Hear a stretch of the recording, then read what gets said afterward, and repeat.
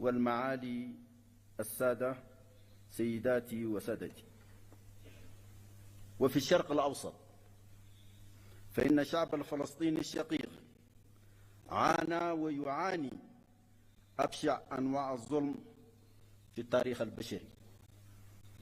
إن الحرب الفظيعة والجائرة التي دمرت كل شيء في فلسطين وخاصة في غزة، واستمرار حرمان هذا الشعب من حقوقه الأساسية في الاستقلال والسلام والوجود والحياة بكل بساطة، لا تشكل عارا جسيما لكل الإنسانية.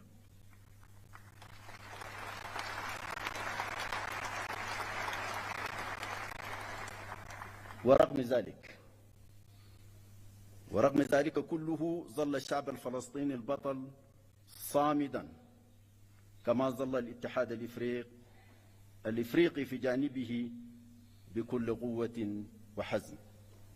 هنيئا لك يا أخي الرئيس أبو مازن. Ces paysages d'apocalypse qu'offre aujourd'hui la Palestine, la bande et la population de Gaza en particulier, après plus d'une année de guerre destructrice de toute forme de vie et de biens, continue de se dérouler dans le silence presque total des puissances du monde, si ce n'est l'appel par certains à la déportation systématique des Palestiniens hors de leur terre. C'est le comble. C'est vraiment le comble. Ce drame inouï pèse aujourd'hui, malgré le cessez-le-feu et la libération des otages et prisonniers, facilités par le Qatar, l'Égypte et les États-Unis, sur la conscience universelle et questionne profondément sur notre humanité. Les taux de la mondialisation avancée, étouffante, déshumanisée, ne laissent point l'Afrique en dehors de l'élite hégémonique qui se déroule loin de sa terre.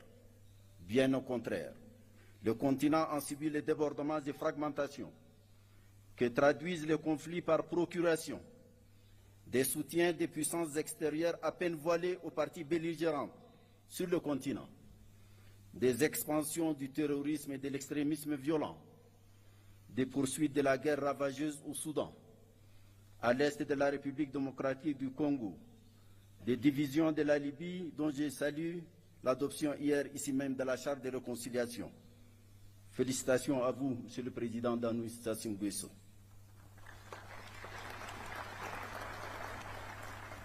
Les tensions de tous ordres au Sahel, au bassin du lac Tchad, au golfe de Guinée, au Mozambique, à la Corne de l'Afrique et dans la région des Grands Lacs sont un autre pan de ces chapelets embrasiers des crises africaines. Les flux de réfugiés politiques, économiques, environnementaux et autres personnes déplacées internes viennent accentuer la situation sécuritaire, alimentaire et sanitaire déjà fragile de nombreux États membres.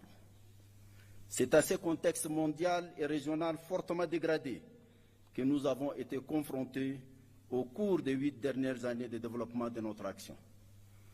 Excellences, Monsieur le Président, Mesdames et Messieurs, la réforme institutionnelle de notre Union entamée en 2017 ambitionnait la création de conditions optimales pour garantir la poursuite efficiente des programmes inscrits dans notre boussole doctrinale stratégique, l'agenda 2063, aux fins d'une meilleure résistance aux défis ainsi identifiés. À ce titre, la reconfiguration du leadership de la Commission, un processus d'évaluation des performances du personnel, des rapports de collaboration plus étroits entre l'Union africaine et les communautés économiques régionales et mécanismes régionaux, actés par un nouveau protocole, l'institutionnalisation d'un sommet de coordination dédié à l'intégration, la mise en place des groupes techniques R10 et F15 chargés de veiller à la qualité des ressources humaines recrutées et au respect des règles d'or de la gestion budgétaire, financière et comptable de l'Union ont été les points saillants de cette réforme. Une évaluation de la pertinence de tous les organes de l'Union, sans exception aucune, fera naître une nouvelle cartographie administrative et institutionnelle de l'Union. J'insiste ici, en particulier, sur 3 parmi ces organes. le Parlement panafricain, le Conseil de paix et de sécurité et le Comité des représentants permanents. Le mouvement d'ensemble de la réforme, avec ses ombres et lumières, confirme sa pertinence et sa nature nécessairement progressive à se déployer sur le long terme. C'est une exigence d'adaptation perpétuelle des structures de notre Union aux évolutions qui caractérisent le monde. Je voudrais ici remercier les présidents Paul Kagame et William Ruto pour leurs remarquables efforts pour faire avancer cette réforme. Monsieur le Président, Mesdames et Messieurs, l'évaluation de la première décennie de mise en œuvre de l'agenda 2063, couvrant la période allant de 2014 à 2023, révèle les progrès sectoriels accomplis dans notre marche vers la construction de l'Afrique que nous voulons. Il est crucial d'en tirer les vraies leçons et de procéder aux ajustements pertinents subséquents. Dans le domaine de la santé, c'est une approche holistique, traduite sur le terrain à travers des actions auréolées de succès. Avec la survenance de la pandémie de la Covid-19, Africa CDC s'est affirmée comme l'instrument le plus efficace de la lutte contre toutes les maladies. La préoccupante question du financement de la santé continue de nous préoccuper. 2 mécanismes de financement de la couverture sanitaire universelle et celle de la lutte contre la malnutrition sur le continent ont été conçus. Grâce au Centre africain des vaccins vétérinaires, PANVAC, dont le nouveau laboratoire de production de vaccins a été inauguré en février 2024, une avancée significative dans le domaine de l'élevage, de la santé animale et du développement socio-économique a été réalisée. L'Agence africaine des médicaments, AMA, a commencé l'installation de son siège à Kigali et ses activités sont sur la rampe de lancement. La médecine traditionnelle a bénéficié de l'élaboration de 2 plans décennaux, le dernier courant de 2025 à 2035. Le champ de l'éducation a été animé par la volonté de concevoir un nouveau système éducatif pensé en fonction des exigences d'un monde où l'enjeu majeur est devenu la compétition autour de l'innovation scientifique, technologique et maintenant par l'intelligence artificielle. C'est en cohérence avec cette âme que des stratégies diverses et complémentaires ont été développées, notamment lors de la conférence de Nouakchott de l'année 2024, initiée par la présidence en exercice la Mauritanie, en collaboration avec la Commission de l'Union africaine et d'autres partenaires, dont l'UNICEF et l'UNESCO en particulier. La centralité des problématiques genre et jeunesse a été affirmée. Les envoyés spéciaux femmes et jeunes se sont bien implantés dans l'univers institutionnel du leadership de l'organisation. Tout au long des 8 années de ce double mandat, bien d'autres domaines cruciaux ont retenu toute l'attention qu'ils méritent, de par leur importance pour le développement socio-économique de l'Afrique. Qu'il s'agisse de notre vision sur les questions minières, du programme détaillé de l'agriculture et de l'économie bleue, du développement des infrastructures et de l'énergie, du changement climatique avec l'adaptation et la résilience climatique du continent, de l'intégration régionale à travers la mise en œuvre de la zone de libre-échange continentale africaine, de l'opérationnalisation effective du Fonds de la paix qui a dépassé l'objectif de 400 millions de dollars, du traitement des crises humanitaires dont l'Afrique est l'épicentre avec la mise en place de l'Agence africaine humanitaire, du renforcement de la visibilité de l'Union africaine à travers notre partenariat avec les Nations unies. Tous ont été au centre de notre entreprise collective. Je profite de l'occasion pour rendre ici un hommage tout particulier à un artisan majeur de ces partenariats. J'ai nommé Antonio Guterres, un grand ami de l'Afrique. Merci Antonio.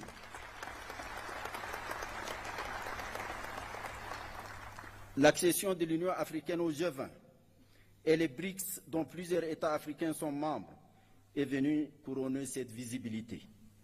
Sur toutes ces questions, les structures spécialisées de l'Union africaine et les États membres ont mené des réflexions approfondies et tracé des perspectives claires pour certaines et rendu concrètes bien d'autres. Monsieur le Président, Excellences, Mesdames et Messieurs, il y a quelques mois.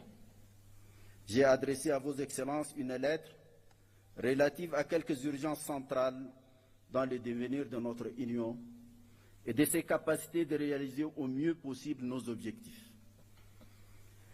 Je pense ici d'abord au Conseil de paix et sécurité, évoqué plus haut. Son rôle devrait s'accomplir sur la base des textes qui régissent son fonctionnement, dont il tire la force et la légitimité de concevoir, d'encadrer les questions prégnantes de notre sécurité collective et d'imposer, si nécessaire, les sanctions requises le cas échéant. Il est fort regrettable que ces décisions soient parfois contraires à nos principes et lorsqu'elles ne le sont pas, restent souvent lettre morte. Les décisions de cet organe continental central ne sauraient être considérées avec désinvolture et négligence par les États membres, ni par une conception et des pratiques biaisées des communautés économiques régionales au nom du principe galvaudé d'une subsidiarité interprétée de façon intéressée et partisane. L'évocation du CPS renvoie à la question des changements non constitutionnels du gouvernement. À cet égard, j'ai mentionné dans la dite lettre que nous n'avons plus désormais que deux options. Soit abandonner les principes qui régissent actuellement cette problématique, soit les appliquer sérieusement, quitte à les réviser et les adapter à nos besoins et réalités nouvelles. Nous ne pouvons, pour notre crédibilité, continuer à ressasser telle une litanie ces principes tout en les piétinant ou acceptant leur flagrante et constante violation. Il n'y a rien de plus corrosif de notre crédibilité qu'une telle attitude qui a conduit ces derniers temps à une véritable défiance vis-à-vis des règles et principes et fragiliser l'intégration dans une partie du continent. J'ai mentionné également le marasme persistant et paralysant de notre insupportable division en matière de représentation en relation avec nos partenariats dits stratégiques. J'appelais ici encore à choisir l'une des deux options qui s'y présentent pour nous et dont j'ai présenté clairement les termes dans ma lettre. J'avais également mentionné la question récurrente du financement de l'organisation, laquelle paradoxalement contraste avec les tendances continues de multiplication des organes sans souci de leur financement.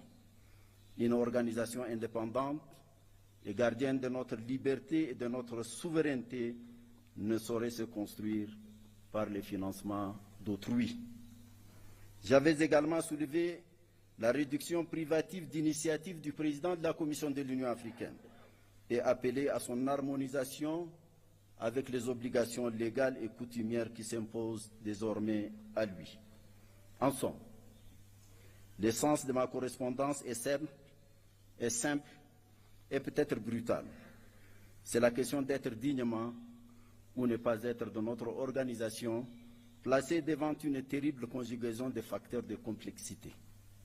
Ce sont toutes ces questions auxquelles vous faites face aujourd'hui que j'ai voulu pudiquement poser dans ma lettre. Allons-nous enfin ouvrir les yeux sur le sort de notre organisation ou alors continuer à la laisser se lamenter et gémir? Excellences, Monsieur le Président, Excellences, Mesdames et Messieurs, c'est une vérité banale aujourd'hui d'affirmer que les concepts et les instruments juridiques servant de cadre d'analyse des dynamiques de la politique internationale contemporaine sont périmés. Ils ont perdu leur vertu à la fois structurante et explicative des phénomènes mondiaux actuels. Un tel constat explique pourquoi les débats portent aujourd'hui sur les modalités d'avènement d'une nouvelle gouvernance économique et politique mondiale. L'Afrique ne peut rester muette et inactive. Elle doit impérativement s'y jeter dans la bataille pour se tailler sa place propre dans les configurations en cours de recomposition. Ce n'est pas facile. Cela demandera de l'ingéniosité, de la créativité, de la méthode, du courage. Plus généralement, cela demandera une vraie rédemption pour un réveil de la conscience et de l'âme du panafricanisme. Celui de la conscience de notre africanité, celui de la fierté de notre africanité, celui de l'attachement à notre africanité, celui du rejet de notre dépersonnalisation et de notre servilité nihiliste, de notre identité et de notre être.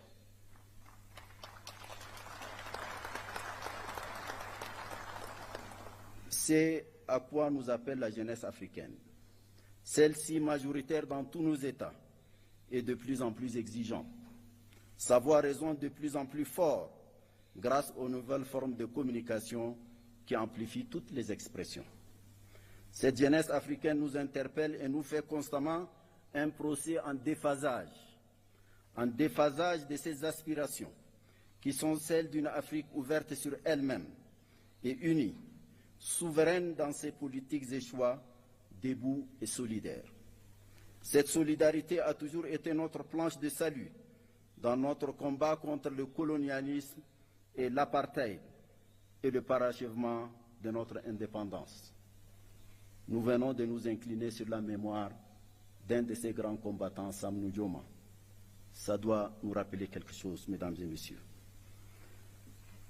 La foi dans notre solidarité panafricaine a galvanisé nos consciences, nos volontés et nos intelligences pour nous conduire vers un destin commun plus prometteur.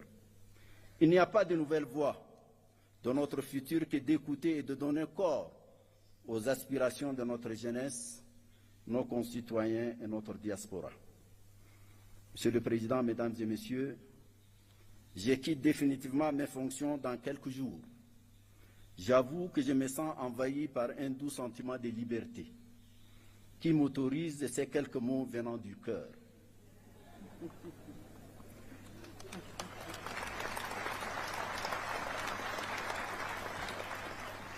Le premier est un mot de profonde gratitude à vos excellences pour la confiance que vous m'avez accordée en m'élisant pour 2 mandats successifs, président de la Commission de l'Union africaine.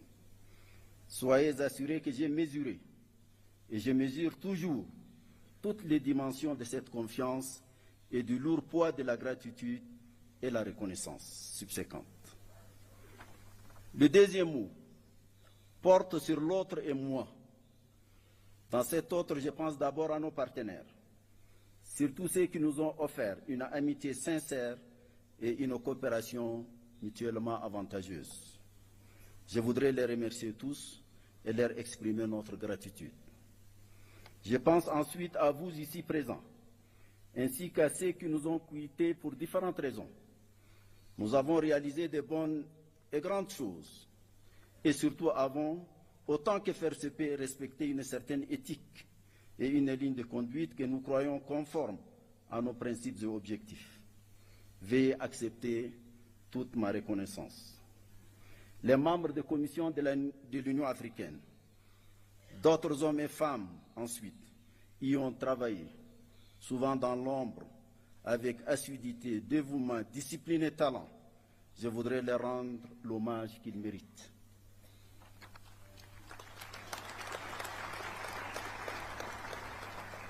Le troisième mot est relatif à mes propres limites. J'ai tant voulu faire vite et mieux au cours des 2 mandats que vous m'avez confiés. Je sais que je n'ai pas tout fait. Peut-être ai-je sous-estimé la lourdeur de la tâche et le poids des pesanteurs. Je sais que j'ai peut-être commis des erreurs. Je ne devrais peut-être pas dire peut-être. J'ai certainement commis des erreurs. Peut-être ai-je ici ou là faibli ou m'étais trompé et manqué des occasions de faire mieux. Je voudrais m'en excuser et demander pardon si mes manquements ont causé un quelconque tort individuel ou collectif.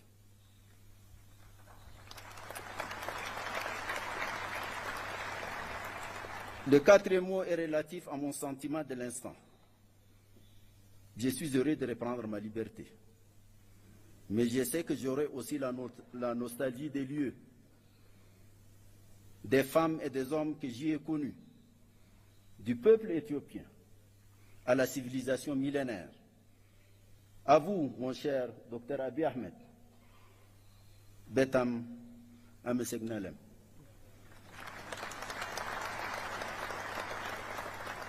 Peut-être faudra-t-il écrire l'histoire de tout cet enchevêtrement de sentiments et de sensations.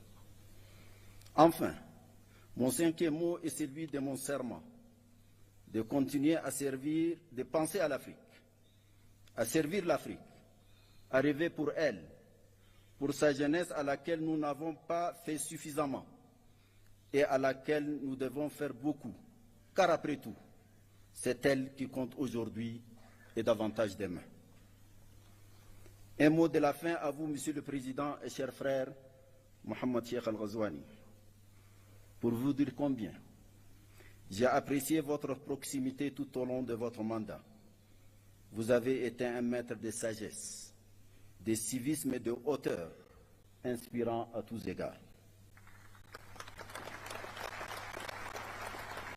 À vous, Monsieur le Président et cher frère João Lourenço, je me permets de souligner que la force tranquille que vous symbolisez me rassure sur une présidence en exercice de sérieux et de substance. Puissiez-vous tous les deux en particulier, et nous tous, avoir une pensée agissante pour les grands prisonniers du Sahel, le président Mohamed Bazoum, dont rien ne justifie l'interminable détention. Il doit être libéré sans condition. Plein succès à notre sommet, plein succès à notre prochain leadership. Je vous remercie.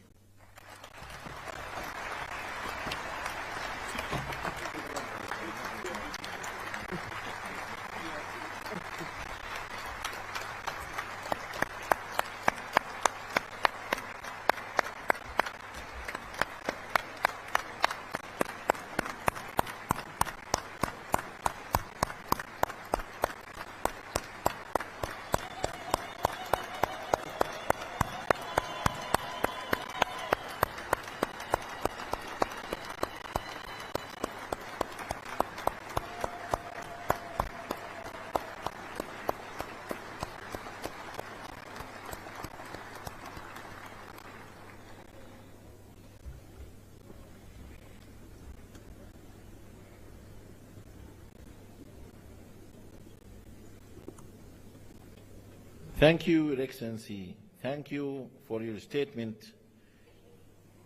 Thank you for your unwavering commitment. Thank you for dedication towards Africa's peace, development, and unity. Thank you very much. I will now have the honor to invite His Excellency Antonio Guterres, Secretary General of the United Nations, to deliver his statement. Your Excellency.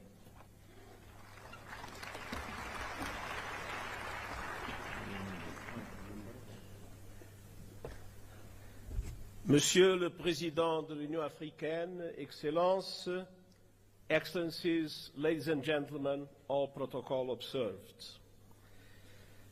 President Mohamed Ould Ghazouani, thank you for your leadership in the outstanding exercise of your mandate.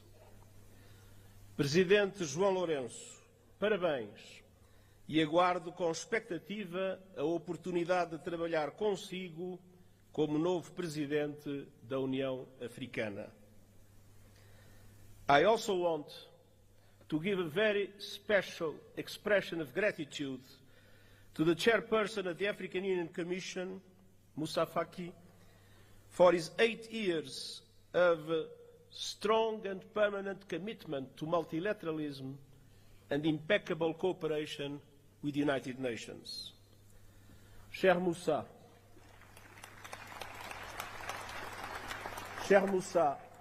travailler avec toi est un privilège, un plaisir et un honneur. Excellencies, the partnership between the African Union and the United Nations has never been stronger. Together, we see an Africa booming with hope and possibility. You have a booming, enterprising population, including the largest number of young people in the world.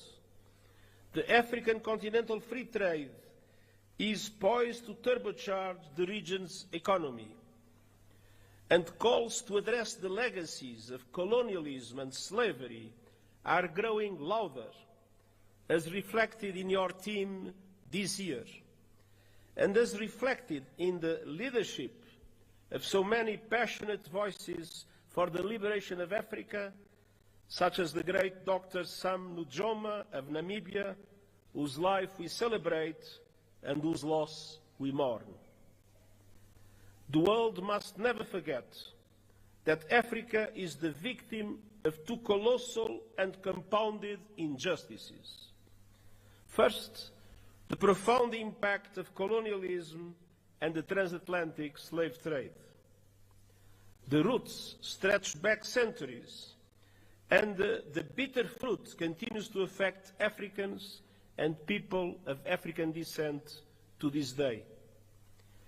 Decolonization alone in itself was not a panacea. Political independence did not free countries from structures based on exploitation and decades of economic, social, and institutional underinvestment. It is high time for reparatory justice frameworks to be put in place. Second, Africa was under colonial domination when today's multilateral system was created, and that injustice endures. Look no further than the United Nations Security Council. There is no excuse that Africa still lacks permanent representation in the 21st century. I will keep working with the African Union and all member states to ensure the representation Africa needs and the justice you deserve, including with 2 permanent members of the Security Council. And we will keep pressing together for an international financial architecture that is no longer outdated, dysfunctional, and unfair. Correcting age-old injustices is essential to address here and now challenges. And the good news is that we have many of the solutions we need. Last year, you helped drive that effort at the United Nations with the Pact for the Future. And I thank Africa for its support that was vital to approve the Pact. Our task now is to make those commitments a reality. South Africa's G20 chairmanship could not come at a better time. Let me point to 4 areas for action. First, we must push for peace, security, and alleviating appalling levels of human suffering. Sudan is being torn apart before our eyes and is now home to the world's largest displacement crisis and famine. As we near the holy months of Ramadan, it is time for an immediate cessation of hostilities. And the international community must come together to stop the flow of weapons and the bankrolling of bloodshed. In the Democratic Republic of the Congolese people have been suffering yet again from a brutal cycle of violence. And the fighting that is raging in South Kivu as a result of the continuation of the M23 offensive threatens to push the entire region over the precipice. Regional escalation must be avoided at all costs. There is no military solution. The deadlock must end, the dialogue must begin, and the sovereignty and territorial integrity of the DRC must be respected.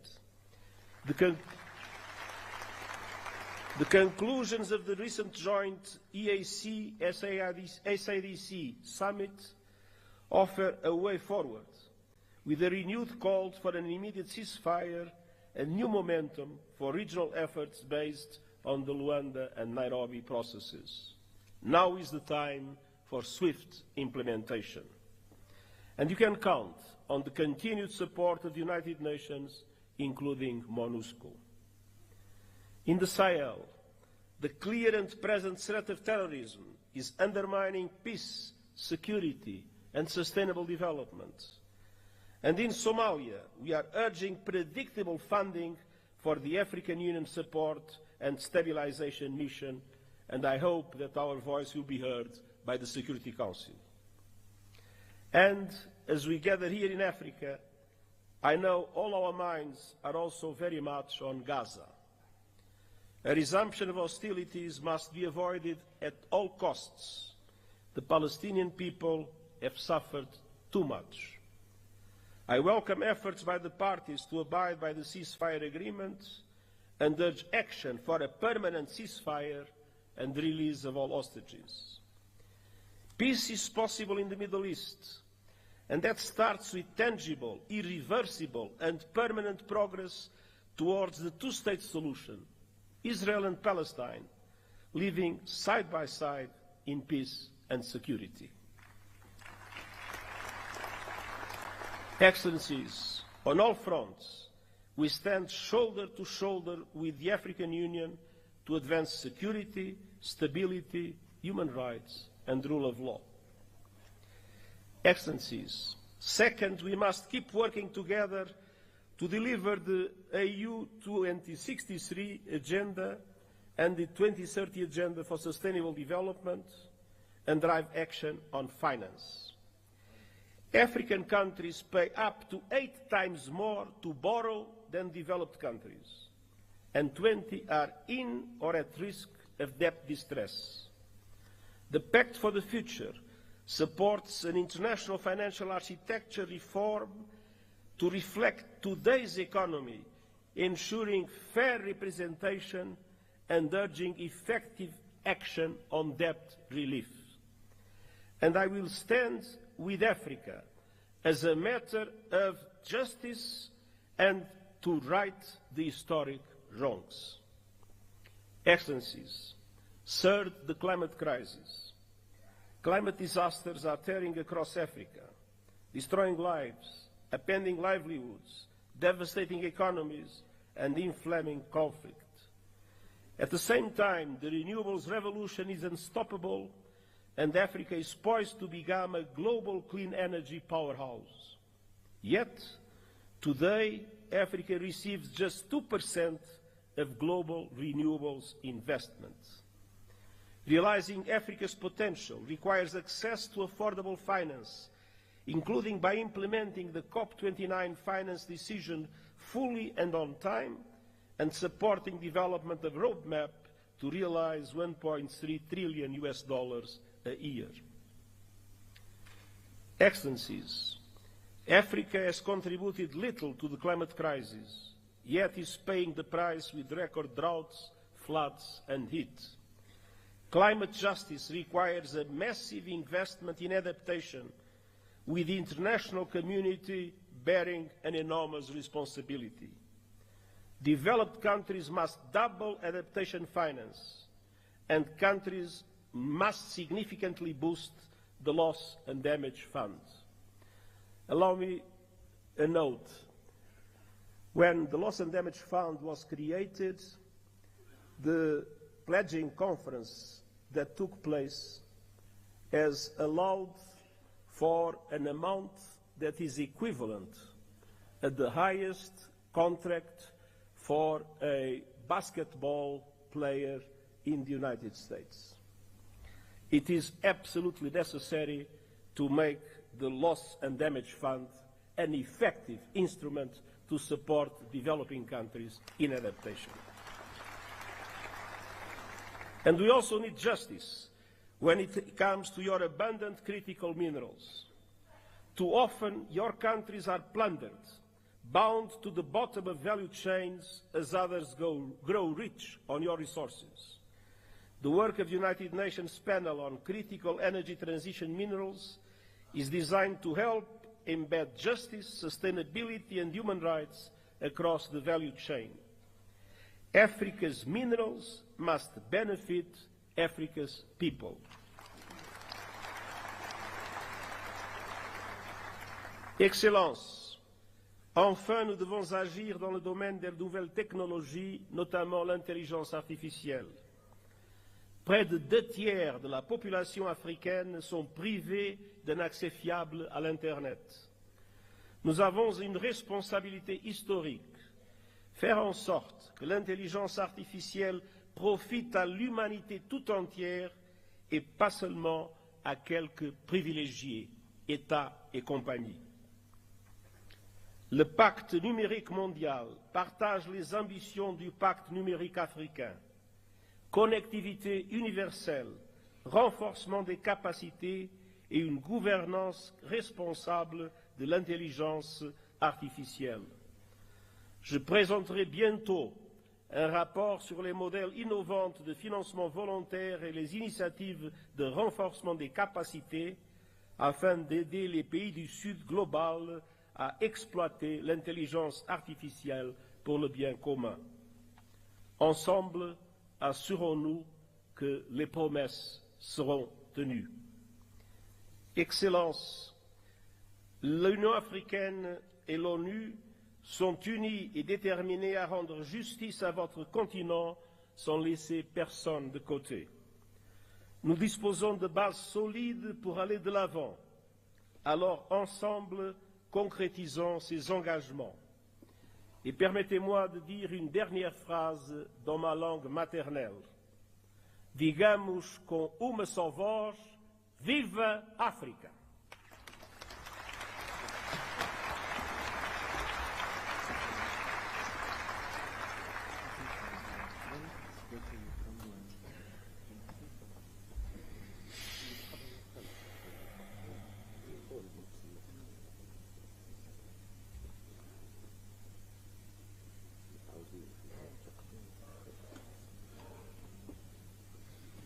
Thank you, Your Excellency, for your statement.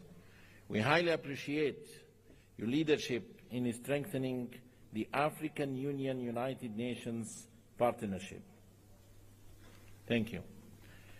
السيدات والسادة أصحاب الفخامة والمعالي، يسعدني ويشرفني أن أرحب اليوم بفخامة السيد الرئيس محمود عباس أبو مازن رئيس دولة فلسطين، فلتتفضلوا مشكورين بإلقاء كلمتكم.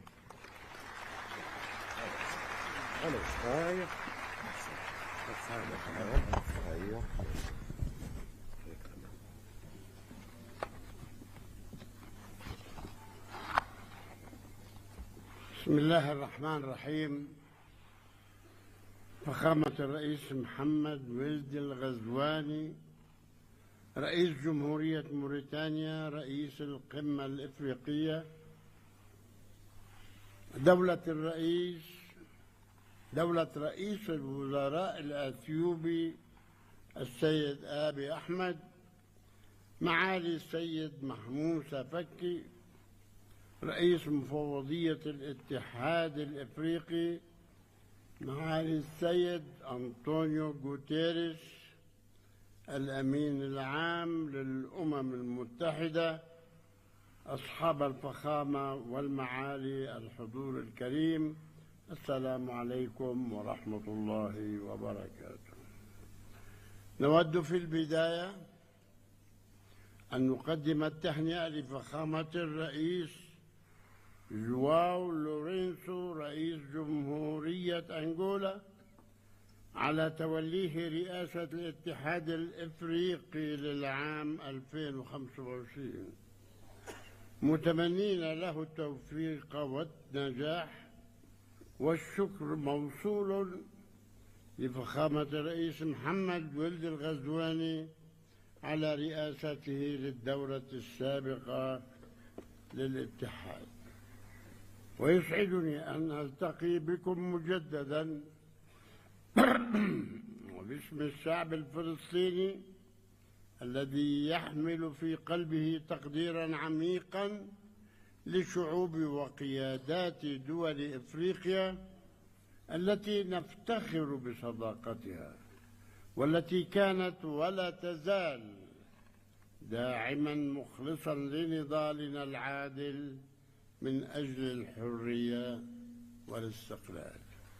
القادة ورؤساء الوفود، في الوقت الذي نعمل فيه ومعنا دول العالم ومنظماته الدولية لتثبيت وقف إطلاق النار وتقديم المزيد من المساعدات الإنسانية وتولي دولة فلسطين مهامها في قطاع غزة ومساعدة النازحين للعودة إلى مناطقهم وتأمين مقومات الحياة لشعبنا الأصيل في قطاع غزة والتجهيز لإعادة الإعمار، تخرج علينا دعوات لانتزاع شعبنا من أرضه وتهجيره والمساس بسيادة دول أخرى، دعوات هدفها إلهاء العالم عن جرائم الحرب والإبادة الجماعية والتدمير في غزة وجرائم الاستيطان والمستوطنين وسرقة الأرض الفلسطينية ومحاولات ضمها والاعتداء على المقدسات في الضفة والقدس والتي تقوم بها قوات الاحتلال وعصابات المستوطنين الإرهابيين بهدف تقويض حل الدولتين وإضعاف السلطة الوطنية الفلسطينية. اليوم يعيش في قطاع غزة 2,300,000 فلسطيني، منهم 1,500,000 لا نصف المليون لاجئ، 1,500,000 لجأوا الذين طردوا من أرضهم في عام 48 وتعرضوا خلالها إلى أكثر من 50 مجزرة على أيدي العصابات الصهيونية الإرهابية. والمكان الوحيد إذا أراد الأمريكان حلا، المكان الوحيد الذي يجب عودتهم إليه هو مدنهم وقراهم التي هجروا منها إبان النكبة تنفيذا للقرار الأممي 194 الذي يدعو إلى عودة اللاجئين الفلسطينيين إلى مدنهم وقراهم التي هجروا منها وتعويضهم عن كامل الأضرار التي ألحقت بهم. إننا نؤكد على رفضنا الكامل والمطلق لأية دعوات تهدف لتهجير شعبنا الفلسطيني من وطنه، والتي من شأنها إبقاء المنطقة في دائرة العنف بدلا من الذهاب لصنع السلام. وسيكون واهما من يعتقد أنه بإمكانه فرض صفقة قرن جديدة التي أطلقت قبل سنوات أو تهجير شعبنا والاستيلاء على أي شبر من أرضنا. ونقدر في هذا الصدد مواقف كل الدول التي رفضت دعوات تهجير شعبنا من وطنه ووقفت إلى جانب حقه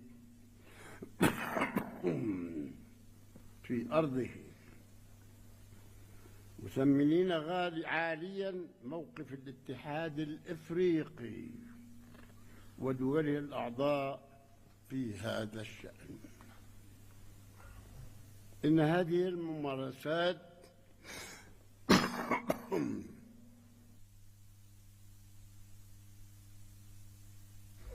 الاستعمارية الإسرائيلية تتطلب إجراءات عاجلة من المجتمع الدولي ومجلس الأمن قبل تفشي قوى التطرف التي تعمل على دفن حل الدولتين. القادة ورؤساء الوفود، إن قضيتنا الفلسطينية هي قضية عدل لشعب يسعى للحرية والاستقلال، وإن التزامنا بالشرعية الدولية والاتفاقات الموقعة بما فيها تنفيذ الرؤية المبنية على حل الدولتين يقضي بإنهاء الاحتلال الإسرائيلي الذي يسيطر بالقوة العسكرية على أرض دولة فلسطين بعاصمتها القدس الشرقية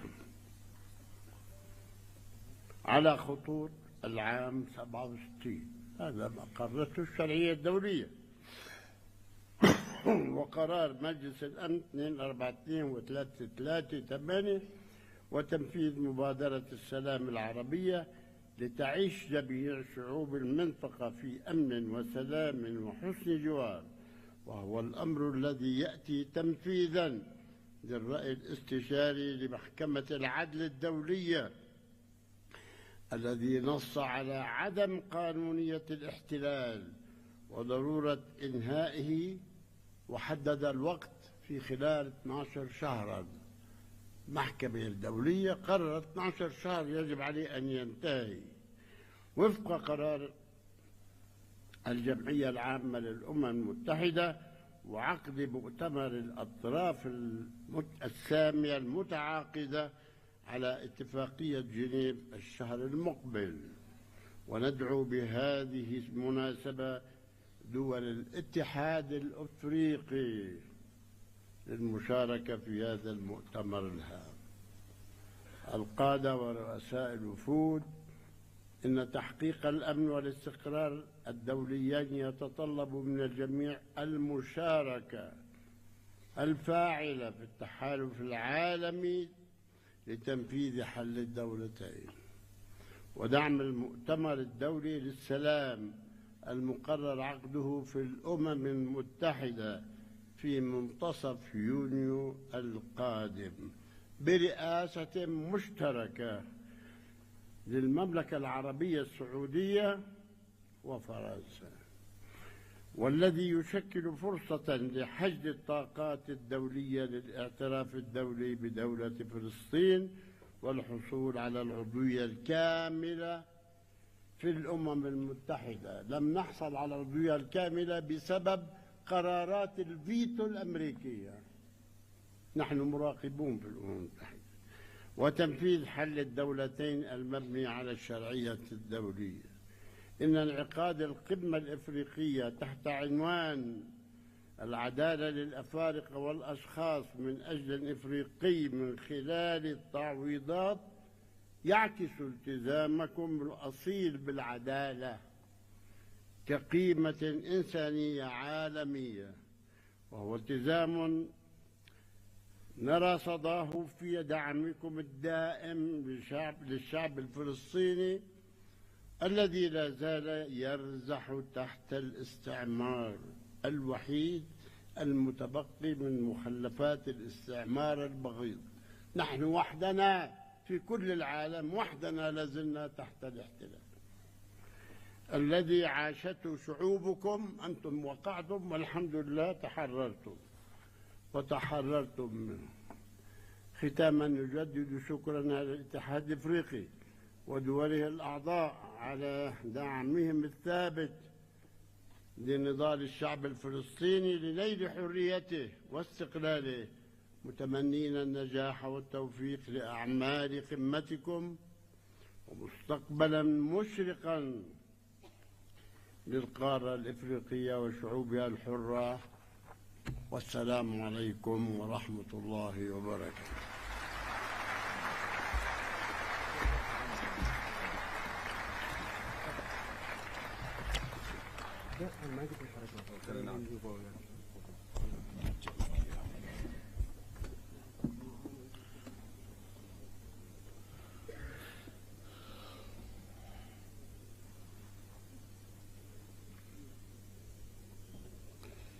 شكرا فخامة رئيس دولة فلسطين أبو مازن على خطابكم الضافي. إن مشاركتكم اليوم فخامة الرئيس تؤكد من جديد مناصرة ودعم الاتحاد الإفريقي للقضية الفلسطينية بكل قوة وعزم. I now have the honor to invite His Excellency Mohammed Wuld Sheikh Al Ghazwani, President of the Islamic Republic of Mauritania and Chairperson of the African Union, to deliver his opening remarks. Excellency.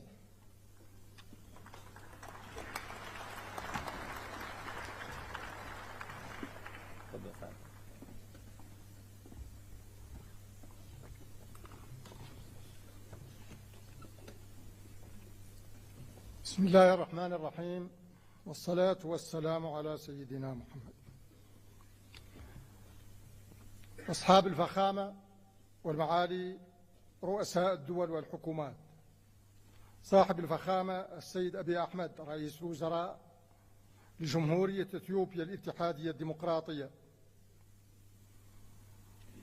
معالي السيد موسى فقي محمد معالي رئيس مفوضية الاتحاد الإفريقي، معالي السيد أنطونيو غوتيريش الأمين العام للأمم المتحدة، فخامة الرئيس محمود عباس رئيس السلطة الفلسطينية، معالي السيدة ميا موتلي رئيسة الوزراء لجمهورية بربادوس، السادة والسيدات رؤساء الوفود، السادة والسيدات الوزراء، السادة والسيدات السفراء، السادة والسيدات ضيوفنا الكرام، أود بداية أن أتوجه بجزيل الشكر للحكومة والشعب الإثيوبيين على ما اتخذوه من إجراءات لتسهيل التنظيم لمحكم لقمتنا هذه، وعلى ما أحطنا به ونحاط به دائما من عناية فائقة وكرم ضيافة أصيل في هذه المدينة العريقة، موطن ميلاد منظمتنا التي تشكل التعبير المؤسسي الأسمى عن طموحات الآباء المؤسسين وتطلعات شعوبنا الإفريقية إلى قيام إفريقيا موحدة آمنة مستقرة ومزدهرة. كما يطيب لي أن أجدد الشكر لإخوتي رؤساء الدول والحكومات الإفريقية على ما شرفوني به من رئاسة الاتحاد الإفريقي برسم السنة المنصرمة، مقدرا لهم ما منحوني إياه من قوي الدعم ودائم المساندة خلال تأديتي لهذه المهمة الجليلة. وأتوجه بنفس الشكر الجزيل إلى رؤساء الدول والحكومات والهيئات الدولية الذين حضروا بدعوة منا ليشاركونا هذا الحدث السنوي الهام في بداية سنة 2025 التي تؤشر لحقبة تحمل الكثير من الشكوك والقلق والتساؤلات. أصحاب الفخامة والمعالي، أيها السادة والسيدات، لقد صادف تشرفنا باستلام الرئاسة الدورية للاتحاد الإفريقي ظرفا دوليا وقاريا بالغ الحساسية والصعوبة، لكنه في الوقت ذاته صادف اعتماد خطتنا العشرية الثانية في سياق تنفيذ أجندة 2063، والتي تمثل الإطار العام للخطط التنموية متوسطة المدى للدول الأعضاء والمجموعات الاقتصادية الإقليمية ومختلف أجهزة الاتحاد الإفريقي.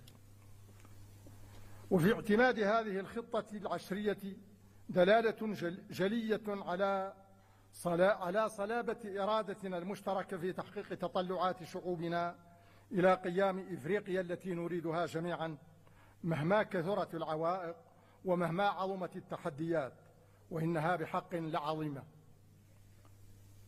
وقد كنت أوان تسلم قيادة الاتحاد الإفريقي على أتم الوعي بحجم المهمة وحساسية الظرف.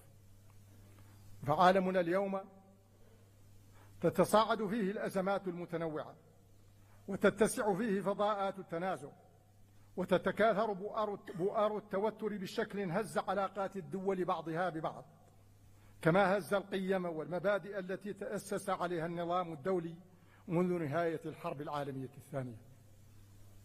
فبعد فترة من الهدوء ومن انتعاش المنظمات الدولية ومن الإيمان بعالم أكثر سلاما، تصدعت المرجعيات وتلاشت الآمال بعضها تلو البعض الآخر، وبدأت إعادة صياغة تدريجية للنظام الدولي بنحو لم تتضح بعد معالمه ولا مآلاته، ومنذ سنوات لم تتوقف مع الأسف إراقة الدماء، ووجد الكثير من الناس أنفسهم في وضع إنساني استعجالي. وعرف العالم مستوى من العنف والهمجية لم يشهد له نظيرا منذ الحرب العالمية الثانية، وفيما تعرضت وتتعرض له فلسطين المحتلة أوضح مصداق على ذلك. ويعقد هذا المشهد الدولي العام ويزيده قتامة ما فشى في قارتنا من حروب ونزاعات وعنف وتطرف وإرهاب. وإن لهذه الأزمات كلها القاري منها والدولي تأثيرا سلبيا عميقا على الجهود الإنمائية لقارتنا الإفريقية، التي تتشابك فيها أصلا تحديات جسيمة من قبيل الفقر والبطالة وضعف المنظومات الصحية والتعليمية وهشاشة البنية الاقتصادية عموما، ناهيك عن الآثار المدمرة للتغيرات المناخية وتفشي الإرهاب والنزاعات المسلحة التي تنسف الأمن والاستقرار وتفكك الأنسجة الاجتماعية وتلحق بالغ الضرر بالظروف المعيشية للسكان. وقد التزمنا في خطاب اختتام الدورة 37 لمؤتمر رؤساء الدول وحكومات الاتحاد الإفريقي بالعمل بجد على رفع مختلف هذه التحديات. فعملنا طوال فترة ولايتنا في احترام تام لنظم الاتحاد ولتناسق تناغم مؤسساته، وكذلك في انسجام كلي مع المفوضية والجماعات الاقتصادية الإقليمية والآليات الإقليمية، على مواصلة وتعزيز جهود السلام وحل النزاعات بالطرق التفاوضية السليمة، بدعمنا مثلا الجهود القيمة التي يقوم بها صاحب الفخامة دينيس ساسو نغيسو على رأس لجنة الاتحاد الإفريقي رفيعة المستوى حول ليبيا، وبالاتصال المنتظم مع صاحبي الفخامة بول كاغامي وفيليكس تشيكيسيدي، سعيا منا إلى وقف العنف والنزاع في جمهورية الكونغو الديمقراطية، وكذلك باحتضاننا في الجمهورية الإسلامية الموريتانية في 18 من دجنبر 2024 أعمال الاجتماع التشاوري الثالث لتعزيز تنسيق مبادرة جهود السلام في السودان، وباستقبالنا الفريق الأول عبد الفتاح البرهان رئيس مجلس السيادة الانتقالية في السودان يومي 13 و 14 يناير 2025 في نواكشوط، للتداول معه حول ضرورة وقف أعمال العنف في السودان وصون سلامة شعبه وحوزته الترابية. وعلى الرغم من جهود الاتحاد والمجموعات الإقليمية وآحاد الدول الأعضاء، لا يزال قيام السلام الشامل والمستديم بقارتنا هدفا ينتظر التحقق. وإنني إذ أدعو إلى تنفيذ القرارات الجريئة التي اتخذتها قمة مالابو الاستثنائية في مايو 2022 لمعتقد حقا بضرورة مساءلة هيكل السلم والأمن الإفريقي في اتجاهات 4: التناغم واستدامة التمويل والتفعيل والشمول، وكذلك من حيث ملائمته لطبيعة التحديات الأمنية الراهنة والتغيرات اللادستورية الطارئة. فمن شأن ذلك أن يتيح لنا فرصة استكشاف أساليب أكثر نجاعة في مواجهة تحدي السلام والأمن والاستقرار، بإيجاد الآليات المناسبة التي تمكن من الحل السلمي للنزاعات، وهو ما يشكل في الوقت ذاته واجبا أخلاقيا ومسؤولية جماعية. ونحن في هذا السياق بحاجة لجهود كل منا وجهودنا مجتمعين في هبة عامة ضمن جهد جماعي منسق وشامل لرفع هذا التحدي. أصحاب الفخامة والمعالي، أيها السيدات والسادة، لقد أولينا بالغ العناية للأجندة التنموية طوال مأموريتنا، بسعينا المستمر لحشد المزيد من التمويلات لتلبية الحاجات التنموية القارية المتعاظمة، وذلك من خلال تنظيمنا أو مشاركتنا في العديد من القمم.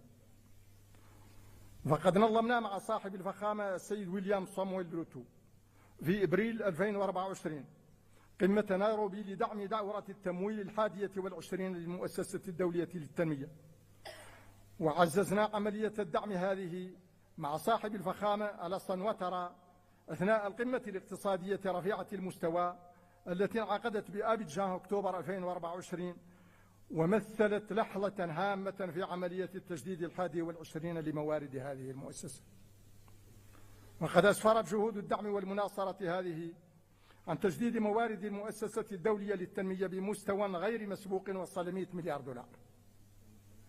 كما شاركنا في أعمال القمة الإفريقية الكورية، وحصلنا خلالها على زيادة كبيرة من الأموال الكورية الموجهة نحو المساعدة الإنمائية،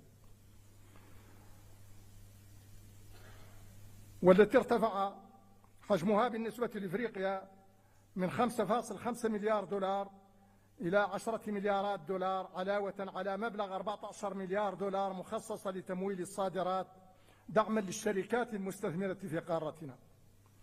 ينضاف لذلك ما أسفرت عنه النسخة الرابعة من قمة التعاون الصيني الإفريقي على مستوى الرؤساء من إعلان تخصيص جمهورية الصين الشعبية 50 مليار دولار لدفع عجلة التنمية في قارتنا. وبالموازاة مع الجهد المبذول في سبيل تعبئة الموارد، حرصنا خلال مشاركتنا في قمة مجموعة السبع بإيطاليا في يونيو 2024، وقمة مجموعة بريكس في روسيا الاتحادية أكتوبر 2024، وقمة مجموعة العشرين في البرازيل نوفمبر 2024، وغيرها من المحافل الأخرى، على تأكيد ضرورة حل مشكل المديونية التي تعيق بقوة جهودنا التنموية، وعلى مراجعة نظام المساعدة العمومية الإنمائية القائم لقصوره عن تحقيق الأهداف المبتغاة منه، مطالبين باستحداث ميثاق جديد لتمويل التنمية يكون أكثر مرونة واستدامة، ويضمن للدول الأقل نموا نفاذا سلسا ومنصفا لتمويلات تناسب أولوياتها.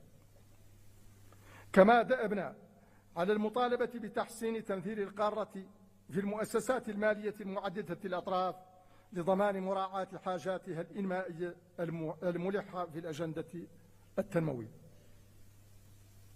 في الأجندة الدولية. وإن الغاية من العمل على تعبئة الموارد في الأساس دفع عجلة التنمية لتعزيز قدرة قارتنا على تحويل إمكاناتها ومواردها الهائلة إلى تنمية مستديمة فعلية ترفع التحديات التي تواجهها والتي عمقتها الأزمات الاقتصادية والأمنية والصحية والمناخية. وفي هذا السياق، وعملا بما تقرر من اتخاذ بناء أنظمة تعليمية مرنة لزيادة الوصول إلى التعليم الشامل والمستمر والجيد الملائم في إفريقيا، شعارا للقمة برسم السنة المنصرمة، نظمنا في الجمهورية الإسلامية الموريتانية وبالتعاون مع لجنة الاتحاد الإفريقي مؤتمرا قاريا حول التهذيب والشباب وقابلية التشغيل في ديسمبر الماضي بنواكشوط. وكان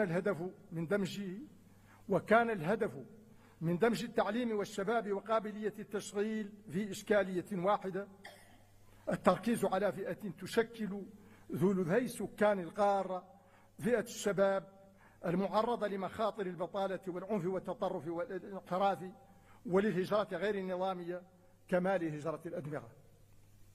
وإنني لأدعو القمة لاعتماد إعلان نواكشوط بما يرسمه من آفاق لتعليم يكون دعامة تنموية مستدامة ورافدا قويا للأمن والاستقرار وخلق فرص العمل الملائمة، تقليصا لدوائر البطالة والفقر والهشاشة.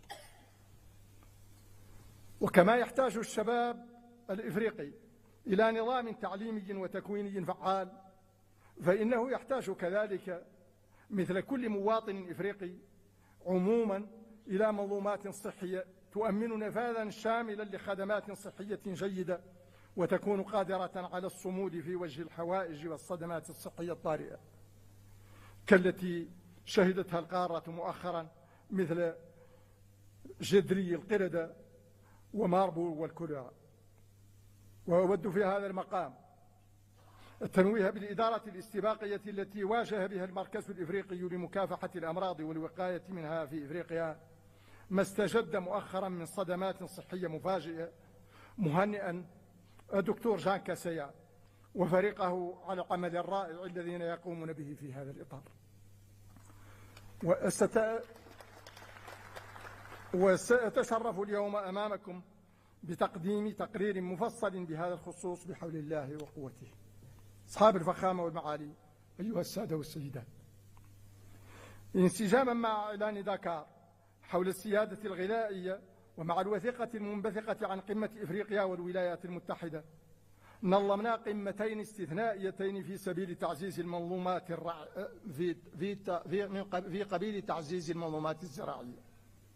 انعقدت أولاهما في نيروبي في مايو 2024 وتعلقت بصحة التربة والأسمدة، والثانية في يناير 2025 بكامبالا، خصصت لبناء أنظمة زراعية غذائية مرنة ومستدامة في إفريقيا، واعتمدت خلالها استراتيجية وخطة عمل التنمية الزراعية الشاملة في إفريقيا للفترة 2026-2035. وإنني لأوصي القمة بتبني إعلان كامبالا بمكونتيه الاستراتيجية وخطة العمل، وكذلك إعلان نيروبي بشأن الأسمدة وصحة التربة لصالح الإنتاج الغذائي المستدام وتحفيز الاستثمار وبناء زراعة صناعية. ومعلوم أن النهوض بقطاع إنتاجي كالزراعة، خاصة في البعد الصناعي منه، يستلزم توفر طاقة نظيفة بالكمية الكافية وبالتكلفة الملائمة.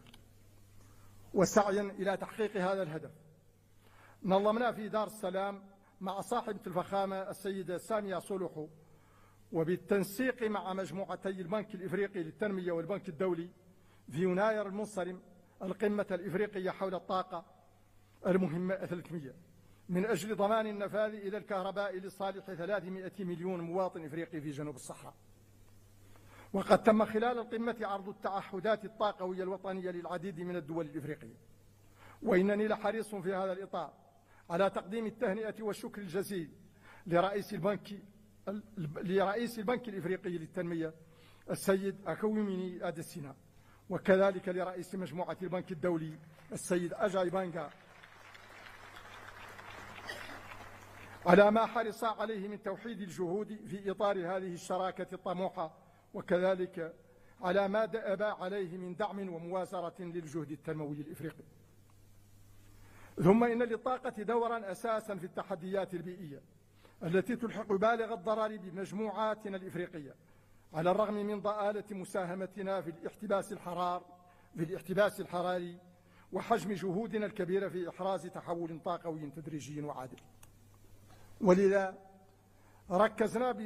ركزنا باسمكم جميعا خلال الدورة 29 لمؤتمر الأطراف في اتفاقية الأمم المتحدة الإطارية بشأن تغير المناخ الكوب 29 المنعقدة في باكو نوفمبر 2024 على ضرورة تحمل المجتمع الدولي مسؤوليته ولزوم دعمه لقدرتنا على مواجهة الآثار الهدامة للتغيرات المناخية. أصحاب الفخامة والمعالي، أيها السادة والسيدات، إن تحقيق أهداف خطة العمل الثانية لتنفيذ أجندة 2063 يرتبط كثيرا بقوة وعمق التنسيق ما بين الاتحاد الإفريقي والمجموعات الاقتصادية الإقليمية والآليات الإقليمية. ولذا ركزنا خلال اجتماع التنسيق نصف السنوي بآكرا يوليو 2024 على ضرورة دمج الخطط الوطنية في البرامج القارية توطيدا لتكامل القارة وتعزيزا لوحدة صوتها دوليا. ووحدة الصوت هذه هي ما سيمكننا من أن نتبوأ المكانة التي تسمح لنا بالإسهام الفعال في صياغة جداول الأعمال الدولية على نحو يجعلها أكثر تركيزا على قضايانا الإفريقية الحساسة. ولذا دافعنا في كل المحافل عن حق القارة في التمثيل المناسب في مجلس الأمن وفي المؤسسات المالية المتعددة الأطراف، وعن ضرورة إعادة الصياغة قواعد الحكامة الدولية وتعزيز التعاون المتعدد الأطراف. وقد لاقت جهود المناصرة هذه أصداء إيجابية والتزامات صريحة بالعمل بمقتضاها في مختلف القمم والمؤتمرات، غير أن النجاعة في متابعة هذه الالتزامات بل وفي العمل الإفريقي المشترك عموما تقتضي مواصلة الإصلاح الهيكلي لمنظمتنا. وأنتم تعلمون جميعا ما أثارته قضية تنفيذ الإصلاح الهيكلي من تساؤلات بين الدول الأعضاء بخصوص مسائل كثيرة، من قبيل تطبيق مبدأ التناوب وتاريخ دخوله حيز التنفيذ وتوزيع المرشحين للمناصب التنفيذية وغيرها. ونظرا لخطورة وإلحاح الوضع عقدنا دورة استثنائية للمجلس التنفيذي في مارس 2024 اتخذ خلالها قرار يحدد بشكل دقيق كيفية تطبيق مبدأ التناوب وتحديد المناطق المؤهلة لوظائف القيادة المختلفة ضمانا للتناوب العادل والمتوازن بين المناطق. وانسجاما مع هذا النفس الإصلاحي عملنا على ملف مراجعة المهارات وتقييم القدرات داخل مفوضية الاتحاد الإفريقي، فتم تنظيم اجتماع استثنائي آخر للمجلس التنفيذي شهر نوفمبر 2024 لاتخاذ القرار بشأن أفضل السبل لإتمام هذه العملية. وبعد مداولات مستفيضة اعتمد المجلس قرارا يوفر حلا لهذه القضية ويضع خارطة طريق واضحة لاستكمال هذه العملية. أصحاب الفخامة والمعالي، أيها السادة والسيدات، لقد أكدت في خطاب التسلمي للرئاسة على أن تجاوز العوائق ورفع التحديات لا يكون إلا بالاتحاد وصهر الجهود الذين تستوجبه قيمنا المشتركة ويمليه إدراكنا لوحدة المصير ويقضي به حجم الرهان ويستلزمه سمو الغاية التي نسعى إليها جميعا. وإنني لأجدد التأكيد على ذات الأمر وأنا أسلم اليوم الرئاسة لأخي صاحب الفخام جاو لورينسو، متمنيا له التوفيق والنجاح في المهمة الجسيمة التي أوكلت إلى فخامته، معربا عن دائم استعدادي لدعمه ومؤازرته.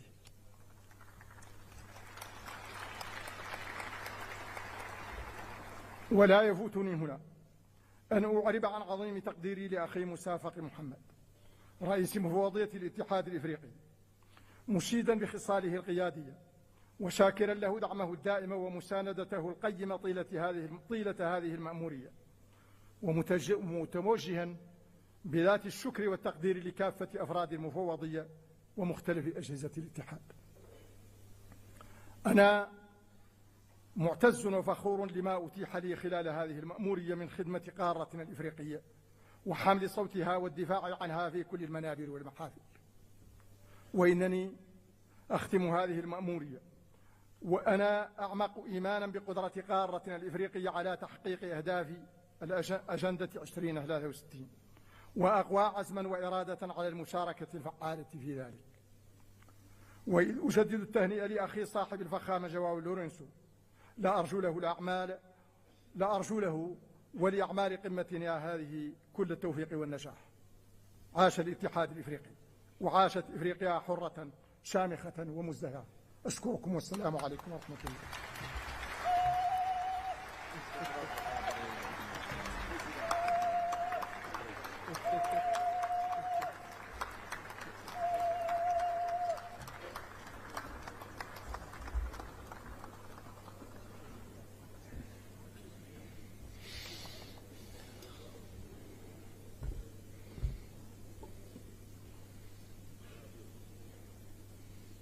شكرا فخامة الرئيس على كلمتكم. Excellencies, ladies and gentlemen, now allow me to invite His Excellency Ambassador Yusuf Mundoha Asumani, Ambassador of the Union of Comoros to Ethiopia and Permanent Representative to the African Union, Dean of the African Ambassadors in Ethiopia, to introduce the new Bureau of the African Union Assembly for this session. Your Excellency.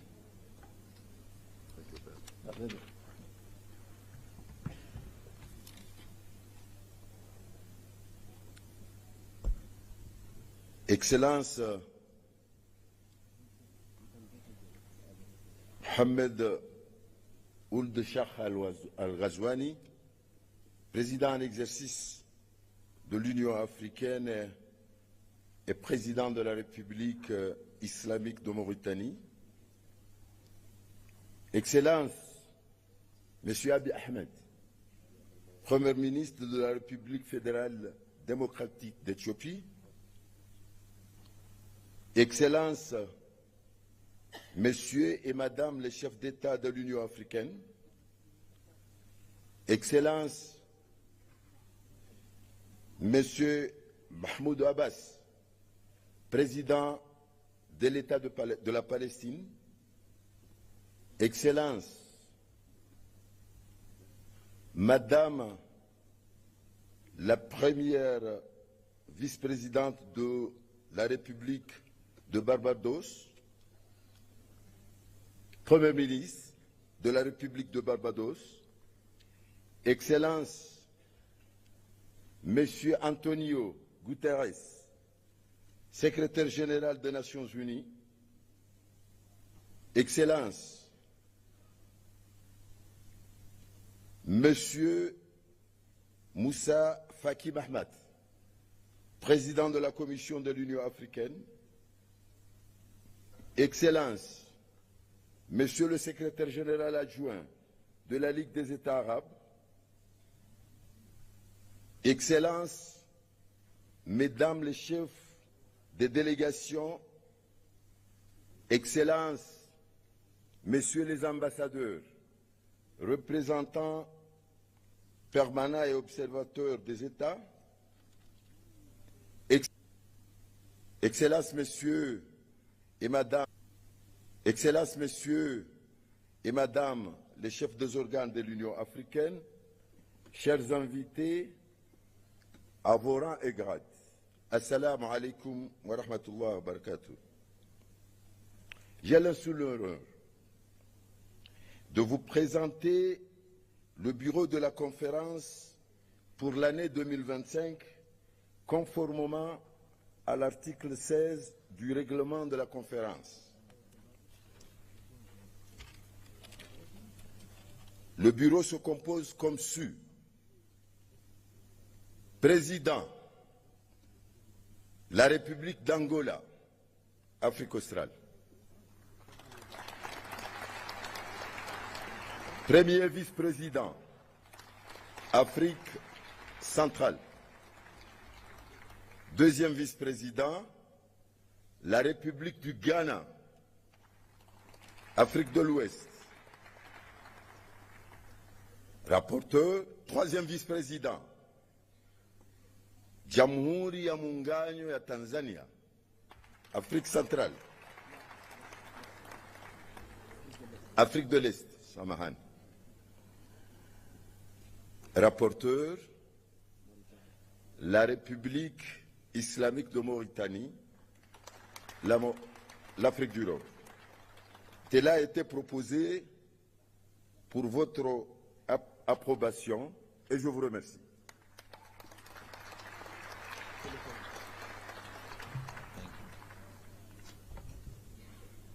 Thank you, Your Excellency, and congratulations for the new elected bureau. I have the honor now to invite Excellency Mohammed Wil Sheikh Al Ghazwani, President of the Islamic Republic of Mauritania, to deliver his handover speech. Your Excellency, please.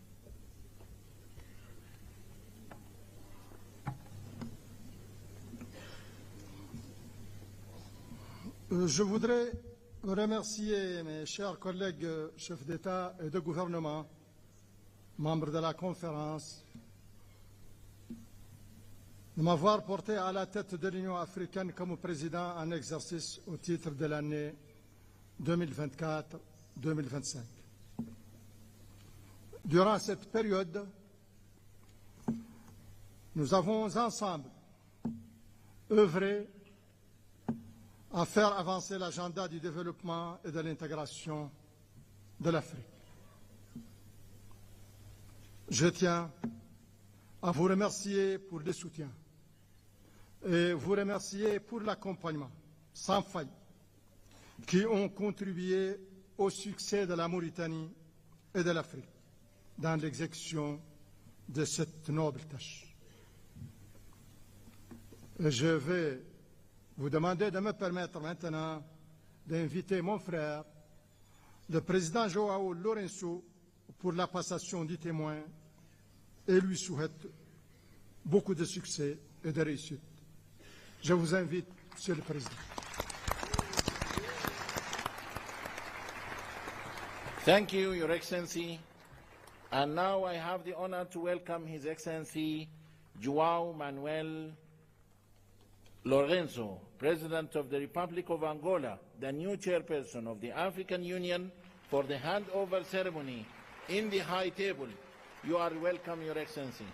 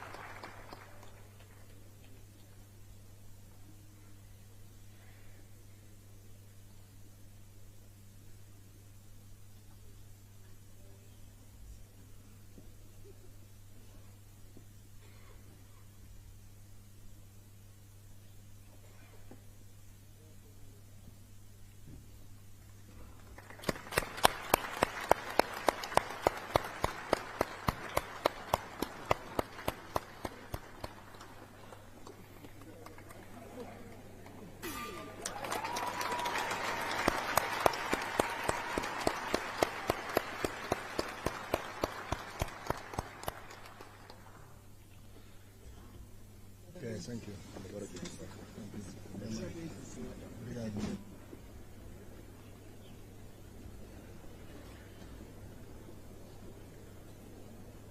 Congratulations, Your Excellency. Allow me now to call His Excellency João Manuel Lourenço, President of the Republic of Angola, Chairperson of the African Union, to deliver his acceptance speech. Your Excellency.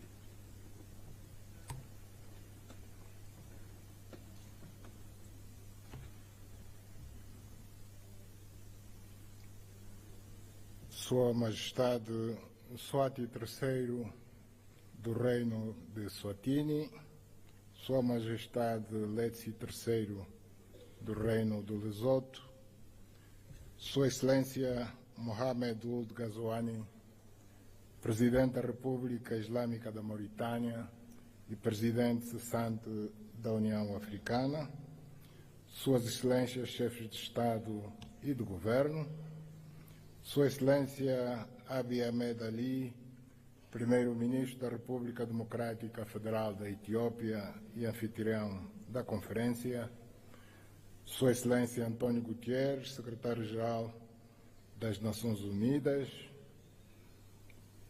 Suas Excelências representantes de chefes de Estado e de Governo, Sua Excelência Moussa Faki Mahamat, Presidente da Comissão da União Africana, membros, Sua Excelência Presidente Mahmoud Abbas, Presidente da Autoridade Palestina, nosso convidado de honra, excelentíssimos membros do corpo diplomático acreditado em Addis Abeba, Excelências, minhas senhoras, meus senhores. Gostaria de manifestar a minha mais profunda gratidão à Sua Excelência Abiy Ahmed Ali, Primeiro-Ministro da República Democrática Federal da Etiópia, e ao povo etíope, por uma vez mais, tal como ocorre no mês de fevereiro de cada ano, albergarem a sessão ordinária da conferência da mais importante organização do continente africano, pela calorosa recepção e excepcional hospitalidade reservada a todas as delegações desde a nossa chegada a este belo país. Agradeço igualmente a Sua Excelência Mohamed Ould Ghazouani, Presidente da República Islâmica da Mauritânia e Presidente cessante da União Africana, pela forma notável, dinâmica e proativa com que dirigiu a nossa organização durante este último exercício. Foram desenvolvidas durante o seu mandato ações que contribuíram de forma apreciável para a realização dos principais objetivos definidos pela nossa organização para o ano que terminou, como o de se apostar na construção de sistemas educativos pujantes, de modo a permitir o acesso à educação de qualidade a todos os cidadãos africanos, tendo em vista a melhoria do desempenho do continente a nível global, em conformidade com os objetivos preconizados na Agenda 2063 da União Africana e com os da Agenda 2030 das Nações Unidas. Vossa Excelência deixa-nos um grande legado, cabendo-nos a responsabilidade de trabalhar no sentido de valorizar e potenciar ao máximo o trabalho por si realizado, pelo que conto para este efeito com o apoio e experiência do Sr. Presidente e o dos outros Estados-membros da União Africana, de modo a que a República de Angola possa levar por diante uma presidência que vá ao encontro das expectativas dos cidadãos do nosso continente e ajude a acrescentar mais um passo no caminho que percorremos para se alcançar o objetivo do desenvolvimento socioeconômico de nossos países, a concretização da Agenda 2063 no quadro de todas as ações e esforços que empreendemos para construir a África que queremos. Os meus agradecimentos estendem-se a cada Estado-membro da União Africana, especialmente aos da África Austral, região onde estamos inseridos, pela confiança depositada em Angola para presidir neste ano de 2025 a União Africana, numa altura em que o nosso continente se depara com imensos problemas ligados à paz e segurança, que constituem um fator de bloqueio a todas as iniciativas e ações que procuramos levar a cabo em benefício do desenvolvimento das nossas nações. Como é do conhecimento de todos, é a primeira vez que a República de Angola assume esta importante responsabilidade de conduzir os destinos do nosso continente nos próximos 12 meses, o que me levará a olhar com atenção para os principais problemas de África e colocar ao serviço da nossa organização a nossa experiência na busca de soluções para as questões relativas à paz e segurança e cuidar da implementação pelos Estados-membros das políticas económicas e sociais que promovam o progresso e o desenvolvimento do nosso continente. Tem para nós um significado muito especial o facto de assumirmos a presidência pro tempore da União Africana neste ano de 2025, em que Angola comemora 50 anos da sua independência nacional. Excelências, minhas senhoras, meus senhores, no decurso desta conferência serão debatidas questões de grande relevo para a organização, funcionamento e crescimento da União Africana, bem como para a operacionalização de um modo prático da questão relativa à justiça para os africanos e os afrodescendentes por meio de reparações, que constitui o lema escolhido para este ano e também o que Angola elegeu para a sua presidência, que está centrado na importância do investimento nas infraestruturas como fator de desenvolvimento de África. A conjugação destes dois aspectos pode levar-nos a construir um canal de comunicação e de diálogo com os nossos parceiros internacionais que os faça compreender a importância e vantagem de cooperar com uma África desenvolvida, industrializada, com capacidade para superar a fome, a pobreza, a miséria e o desemprego, reduzindo assim a probabilidade de conflitos armados e de imigrantes ilegais junto às suas fronteiras. Teremos a oportunidade de abordar estas questões na 4ª Conferência Internacional sobre o Financiamento para o Desenvolvimento, a ter lugar em Sevilha, Espanha, de 30 de junho a 4 de julho do corrente ano, por constituir uma oportunidade histórica para se redefinirem as regras de financiamento global baseadas na justiça econômica e na inclusão. Tendo em conta os compromissos assumidos em conferências anteriores, mas nem sempre cumpridos, designadamente o Consenso de Monterrey, a Declaração de Doha e a Agenda de Ação da Addis Abeba, a 4ª Conferência de Sevilha visa responder aos desafios que se verificam no financiamento para o desenvolvimento e favorecer a adoção de soluções inovadoras e eficazes.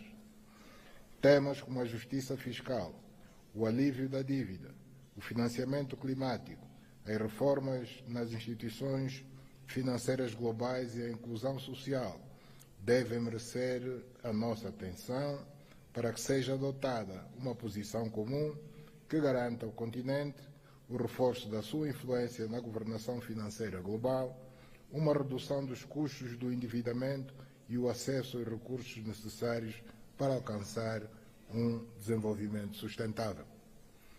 A concretização destes objetivos criará seguramente sinergias que vão dinamizar e ampliar as trocas comerciais, o intercâmbio cultural, técnico, tecnológico, científico e noutras áreas que poderão produzir vantagens significativas para todas as partes. Acreditamos que nas perspectivas que traçamos para os nossos países, enquanto governantes, incluímos programas a serem executados com um grande sentido de prioridade no domínio das infraestruturas fundamentais, designadamente as vias rodoviárias e ferroviárias, os portos e aeroportos, as centrais de produção de energia elétrica e respectivas linhas de transportação e distribuição, absolutamente indispensáveis para a industrialização do nosso continente e a melhoria das condições de vida das nossas populações. No decurso da presidência pro tempore da União Africana, que passamos a exercer a partir de hoje, pretendemos lançar, em articulação com todos os membros desta nossa instituição, um vasto plano de atração de investimentos e de captação de recursos financeiros significativos junto dos nossos grandes parceiros internacionais, para que a Comissão da União Africana estabeleça as bases e defina os projetos de infraestruturas a serem realizados. Destaco o contributo que Angola poderá prestar ao desenvolvimento de África, colocando ao dispor o excedente energético que tem para a mitigação das necessidades de vários países neste domínio da energia. Pela relevância e importância estratégica que assume no quadro da transportação de produtos diversos e também no do comércio intra-africano e no de África com o resto do mundo, gostaria de destacar a importância do corredor de Lubito e dos caminhos de ferro tanzanianos Tazara, que poderão desempenhar um papel incontornável na interconexão entre os países africanos e na promoção do comércio que pretendemos realizar no âmbito da Zona de Comércio Livre Continental Africana. Tendo em vista o que referi anteriormente, considero que devemos ter uma estratégia bem definida para colhermos benefícios significativos do facto de a União Africana integrar o G20, o que constitui uma conquista essencial para garantir que o nosso continente seja parte ativa das decisões econômicas globais.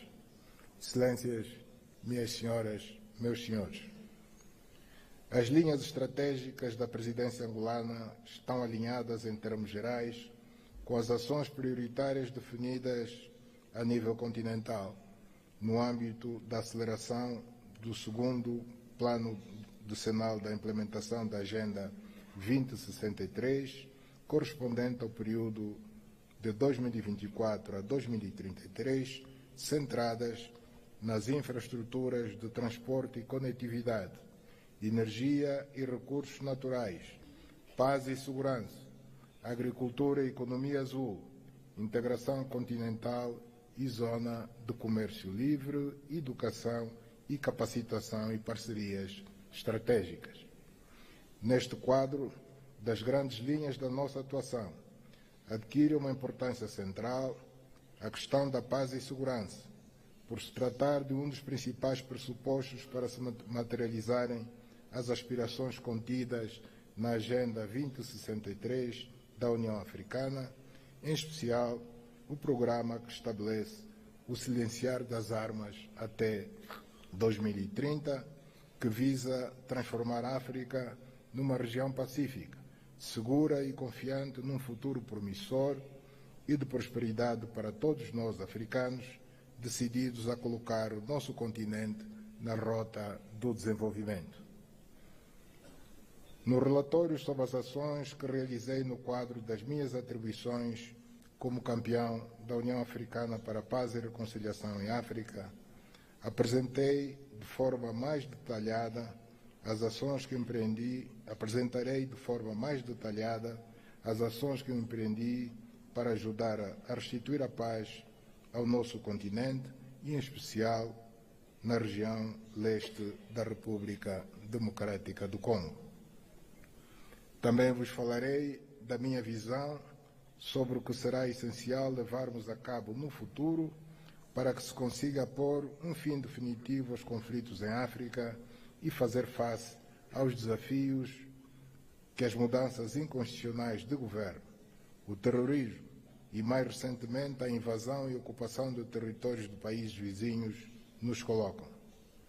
Temos ainda os desafios que se prendem com as catástrofes naturais resultantes das alterações climáticas e dos surtos de Marburgo, ébola, de varíola de origem animal e da cólera, que ciclicamente nos afeta e nos obriga a trabalhar de forma unida e solidária para que encontremos soluções coletivas para a sua superação.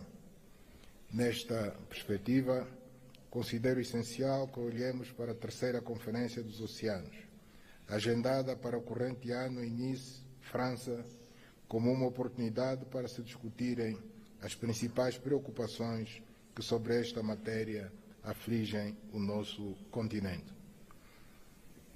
Tendo mais de 30 países costeiros, o continente deverá ter como objetivos a proteção dos ecossistemas marinhos, promover uma economia azul sustentável e intensificar as ações contra a pesca ilegal, a poluição marinha e as alterações climáticas, que são, na verdade, desafios gigantescos a que temos de fazer face permanentemente. Quero, desde já, manifestar a esperança de que esta conferência contribua para a segurança alimentar, para o reforço da resiliência costeira e crie condições para que se mobilize o financiamento internacional para projetos sustentáveis no quadro da economia azul. Excelências, neste ano da presidência angolana, vamos trabalhar em coordenação com a Comissão da União Africana para mobilizar maiores recursos financeiros por via do reforço da cotização de cada Estado-membro, para que possamos, assim, dotar-nos dos recursos necessários à realização de projetos e programas a nível continental, reduzindo, assim, a nossa dependência relativamente ao financiamento externo. Excelências, minhas senhoras, meus senhores, estamos a viver um ambiente internacional extremamente desafiante, em face dos nefastos efeitos dos conflitos que o continente enfrenta, bem como dos que vive o leste da Europa e a região do Médio Oriente. Apesar disso, temos a plena convicção de que, se conjugarmos esforços e unirmos as nossas forças, conseguiremos ultrapassar estes grandes desafios e construir a África com que sonhamos e com uma voz cada vez mais ativa na abordagem dos grandes problemas que afligem a humanidade.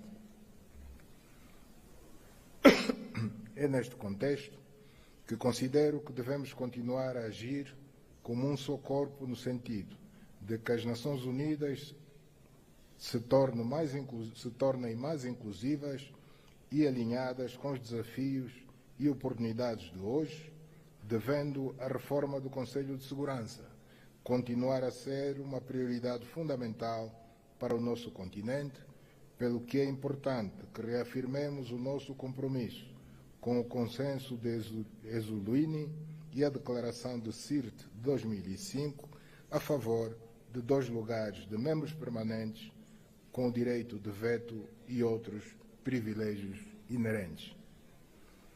Excelências,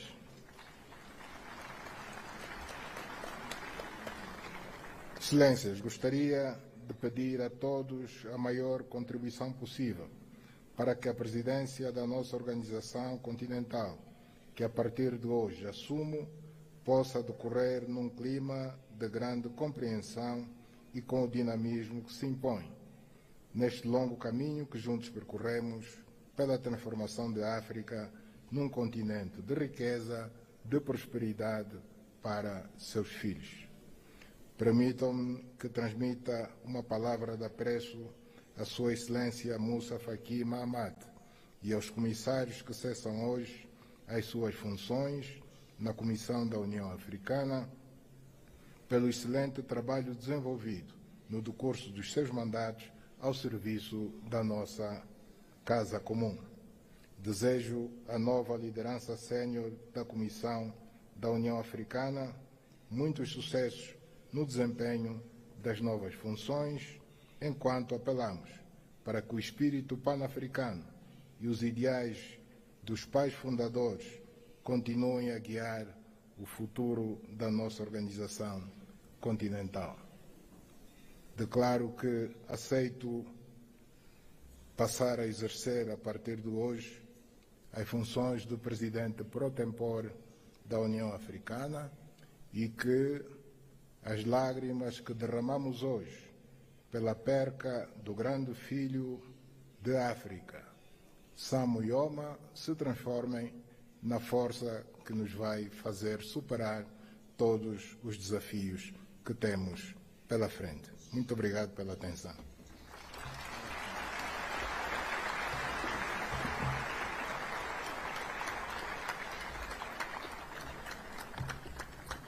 Thank you, Your Excellency.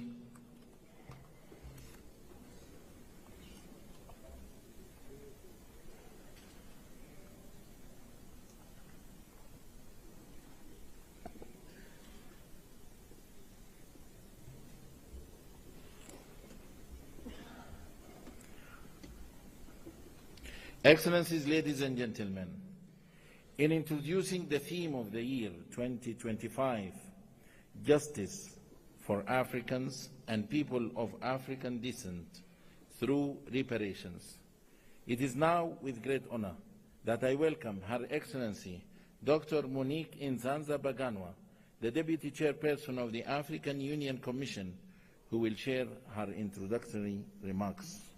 Your Excellency.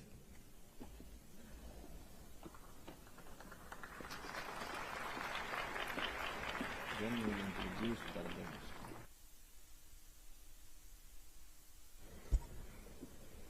Thank you.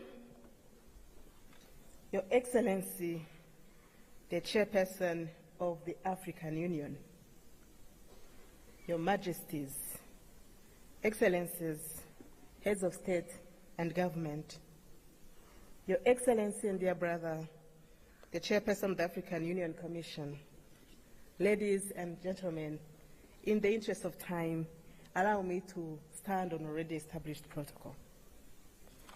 Over the past centuries, the voices of Africans and people of African descent have echoed in various quarters with a singular demand: justice. Justice for the millions who were forcibly uprooted from their homes.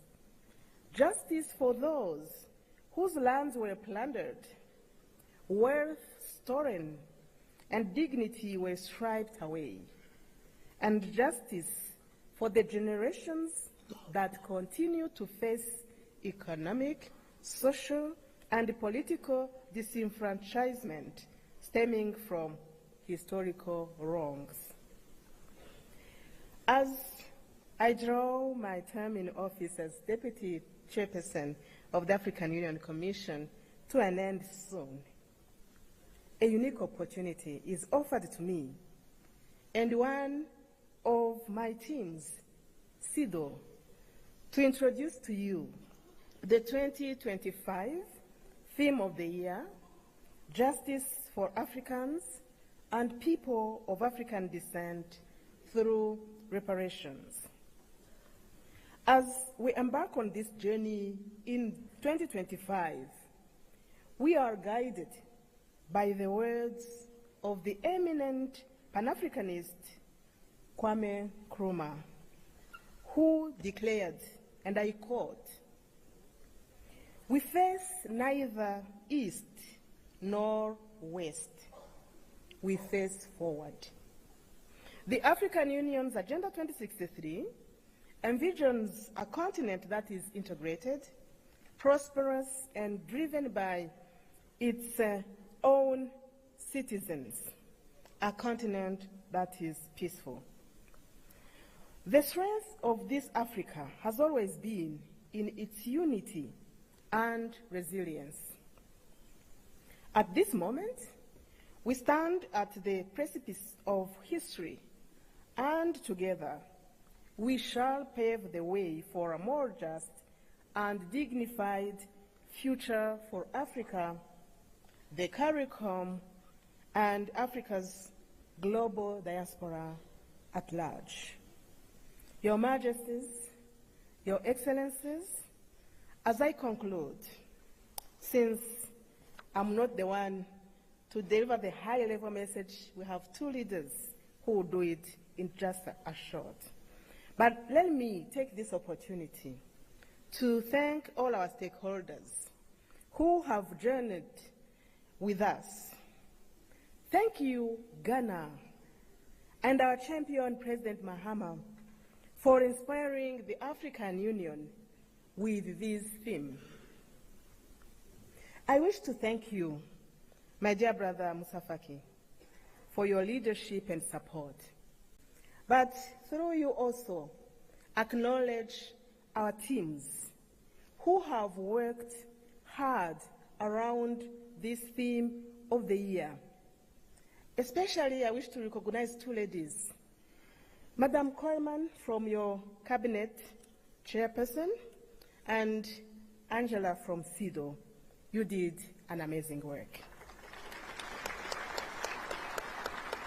Special appreciation goes to Her Excellency Mia Amor Motley, Prime Minister of Barbados and Chair of the CARICOM Authority. You have traveled all the way from home to another home to join us in today's launch. May I now invite you, Your Excellency, to come to the podium and address this august assembly. I thank you.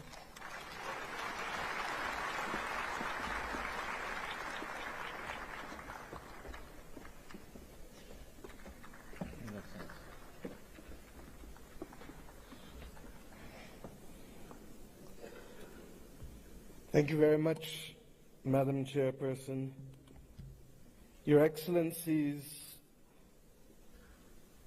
and may I start, Chairperson of the African Union, President of Angola, Your Excellency, Prime Minister of the Federal Democratic Republic of Ethiopia and our host, Dr. Abiy Ahmed, Your Excellency, outgoing Chairperson of the African Union and President of the Islamic Republic of Mauritania, Your Majesties, Your Excellencies, Heads of State and Government of the African Union, and First Ladies present, Your Excellency, the President of the Palestinian Authority, Your Excellency Antonio Guterres, Secretary General of the United Nations, Your Excellency Musa Faki Mohammed, Chairperson of the African Union Commission, Your Excellencies, former heads of state and heads of government of the African Union, distinguished delegates,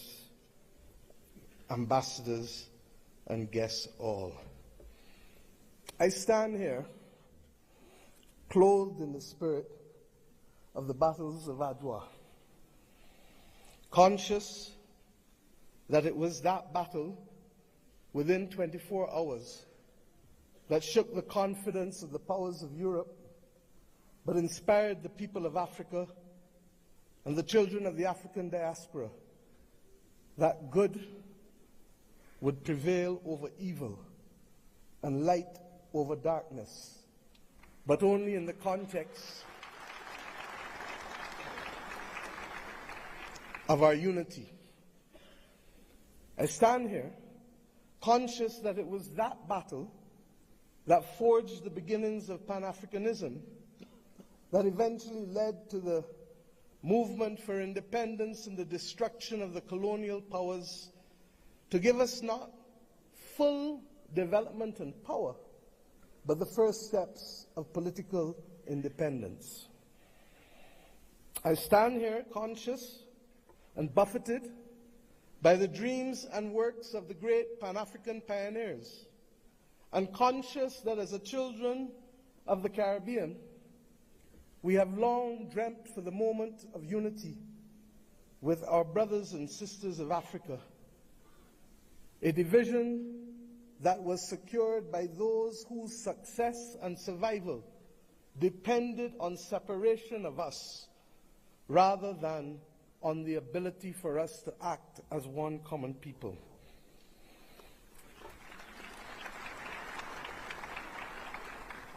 Our relationship, you can say, was embryonic, but regrettably, as long as it has been and as related as we have been, it has been sporadic.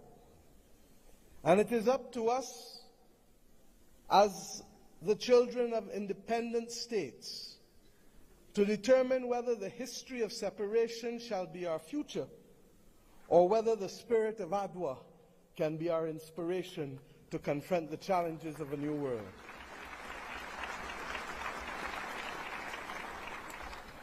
Yes, I stand here as a daughter of Africa. I stand here equally as a proud Prime Minister of Barbados, a country which is the first landmass that you reach after you leave this great continent of Africa. A country which became a hub for the wrong reasons, but today I come to Ethiopia to share with you in the Africa Union that we can be a hub now for the right reasons between our two peoples. I stand here as the proud chairman of CARICOM, the Caribbean community, recognizing that as a member of the 6th region of Africa, we have come to reclaim our Atlantic destiny.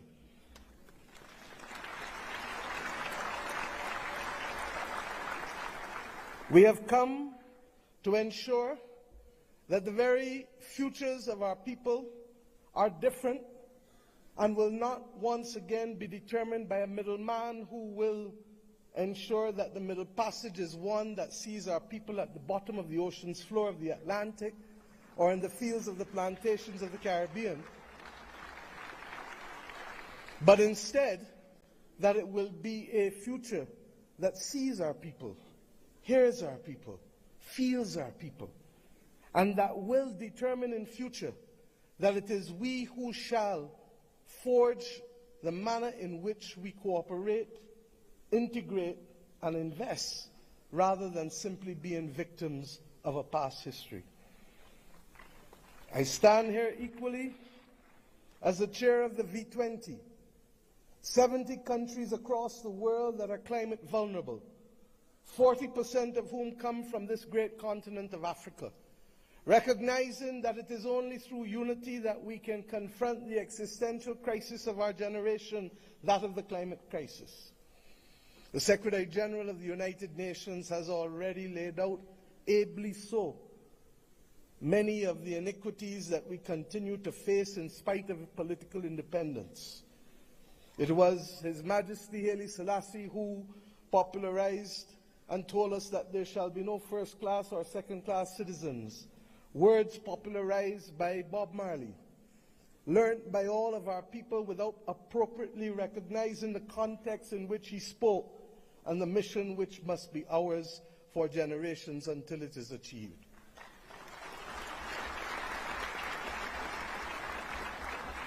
He told us that there would be war if there were first-class and second-class citizens. He told us that there would be war if the color of our skin was more significant than the color of our eyes. And we see here in the continent the continued descent into conflicts born out of ethnicity differences, born out of a mad grab for resources, not invariably for our own benefit, but for the benefit of others who seek to use our people as pawns in the determination of their own future.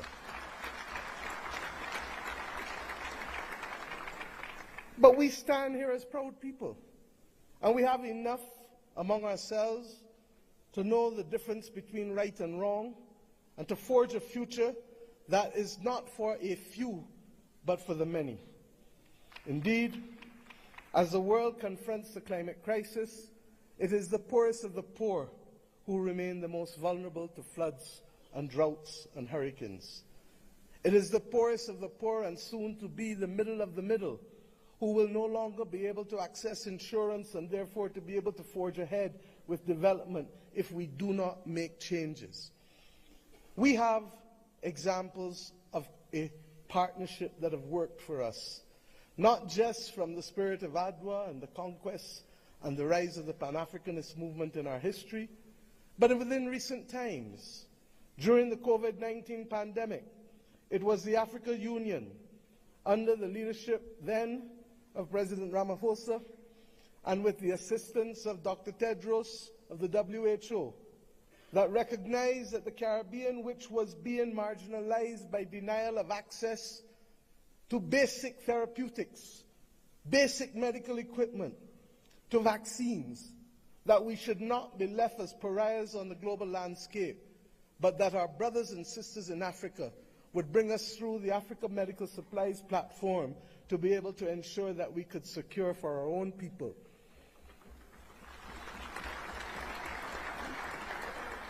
It was with the solidarity of many of you in the African Union that the Bridgetown Initiative has been able to take root and to make a case for a more modern and a fairer system that allows us to be able to access finance and to be able to put in place measures that allow us to be able to pause our repayment of debt during the period of necessity for rebuilding after horrific climatic events.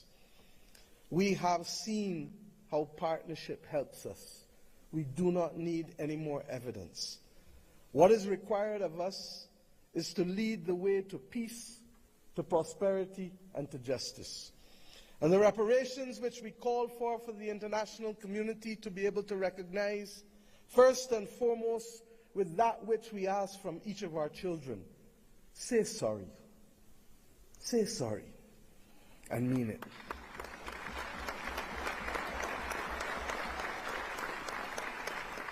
And after you say sorry, recognize that the future of the world is not possible without the stability of Africa and its diaspora. For as long as hypocrisy and double standards remain, it will be impossible to secure stability and peace in any nation across the earth. The reparations that we call for, beyond sorry, must be for fair access and development and compensation, because we each started the journey of independence with a chronic deficit, a deficit of resources, a deficit of fairness, a deficit of opportunity. And it is up to us, many of us in the second and third generation of independence, to be able to frame out fairly in a mature conversation what those reparations must look like if we are to attain justice and to inspire the young people of this world that good must always prevail over evil.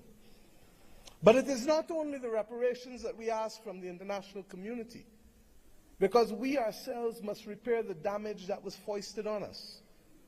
The notion that transit visas, begging for them, must be the lot of our people in order to move across this world cannot be something that gives us satisfaction.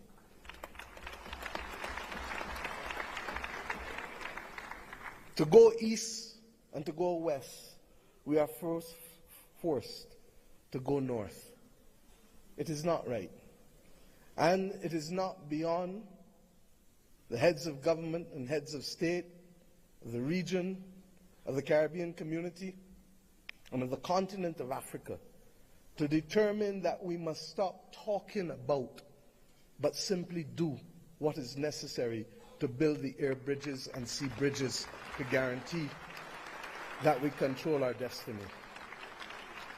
I ask us to reflect on this because it is this simple act, apart from our music and our culture and our food, that will guarantee that it is not simply heads of government and heads of state that will meet in Accra or Bridgetown, but it is ordinary people who will be able to trade and to move from the closest point of Dakar to the closest point of Bridgetown, to be able to open up the opportunities that technically ought to be available not just simply through the Africa Free Trade Area or the CARICOM single market and economy, but through the combined opportunities provided by both.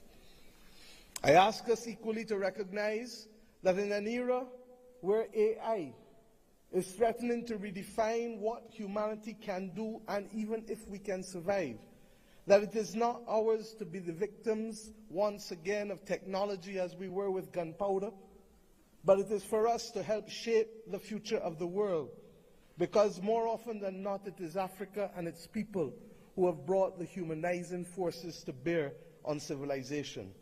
And if we are to be the cradle of civilization, then we are to be the protectors of people and planet, of humanity, as we go forward. And some watching on may say, how? And I say, how not? How not does a continent that has 40% of the world's minerals not be in charge of helping to secure the destiny and stability of the planet? How not does the numbers of our two communities, who constitute a third of the world's states, not act in singular purpose to forge the kind of world that we want and to be able to ensure that the institutions that deny access to us to hear our voices as reflective of the continent and of the small island developing states of the world, how do we not secure that admission, which is not only just, but a moral imperative if the world is to have stability in this 21st century? My friends, I ask you, how do we not secure this victory when 1 in every 5 and possibly 1 in every 4 persons on the planet will come from this continent and its diaspora? Those who lead today have a moral imperative, not just to our citizens in our own countries, but above all else, to unity. The spirit of Adwa demands of us that we recognize that even in the face of the greatest technology being foisted upon us, that we can rise and win if we act in unity. This has been a message not given by our generation alone, but by previous generations of African and Caribbean leaders. But we ask ourselves, why does it elude us? And the answer comes not from outside, but only from within. When I speak of the USA with affection, I do not only want to speak of that which is known in the Americas. I want to speak about that which ought to have been possible if the 1884 Berlin talks did not take place. The possibility of the United States of Africa, which is as diverse as India, which is as diverse as China in terms of ethnicity and language and religion, but which is entirely possible if we see not ourselves first, but we see the unity of ourselves together. This may be the cry of a naive and romantic daughter of Africa. But if that is the case, I prefer to die being a naive and romantic daughter of Africa than one who is cynical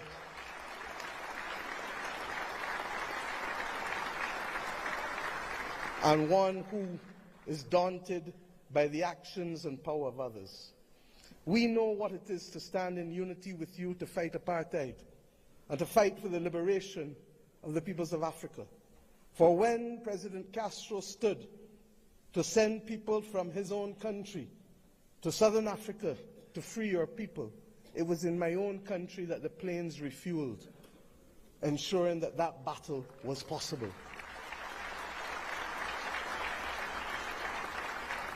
And when 100 years ago, almost, a Barbadian man and woman left our nation and left the United States to come here, Arnold and Mignon Ford, he wrote the anthem and lyrics of the anthem of the United Negro Improvement Association, UNIA, and his wife dared to establish a co-educational school here in Ethiopia, ensuring that boys and girls could receive education in a time and at a time when war was dominating the global landscape. They chose to see light rather than darkness. I ask us today, in tangible terms, that will allow our people to travel, that will allow us to pool our investments to ensure that the people of Africa not be denied the electricity that is so necessary as a platform for participation in the new world. I ask us not only to pool that investment, but to also ensure that we pool our voices, because there is too much division in this world today. There is too much war and there is too much conflict. And we know what precipitates and causes that. If we leave Addis Ababa with the commitment that the world is not going to be safe without a prosperous and stable Africa, then we understand what is the moral imperatives we must undertake in each of our countries to secure that unity of purpose and to secure ultimately the saving of the people and planet. I ask you today to recognize that, and I thank Prime Minister Abiy Ahmed for agreeing that the first in-face summit of CARICOM and the Africa Union should take place here in Addis Ababa on the 7th of September of this year of our Lord.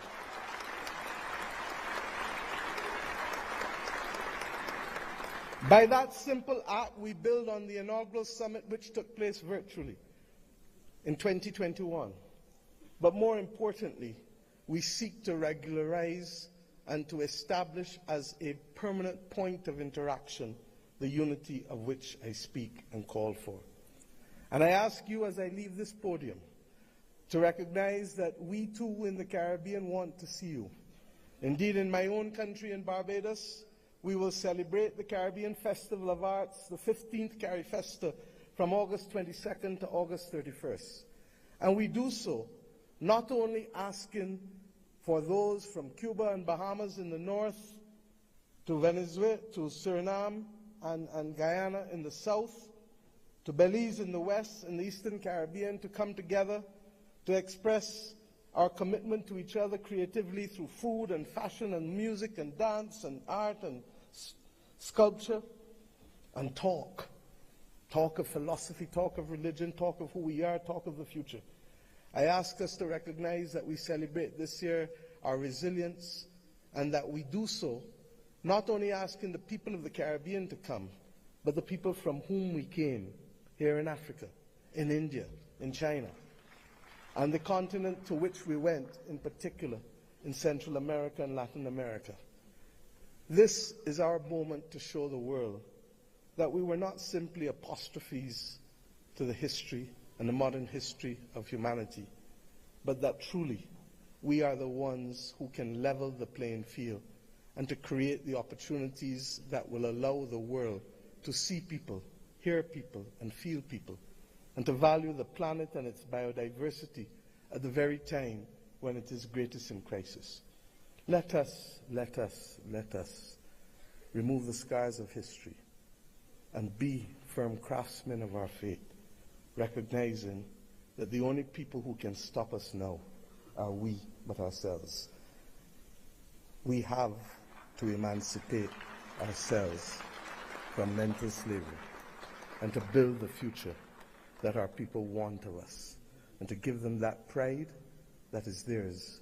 And we must do so in the spirit and with the results of ADWA. Thank you.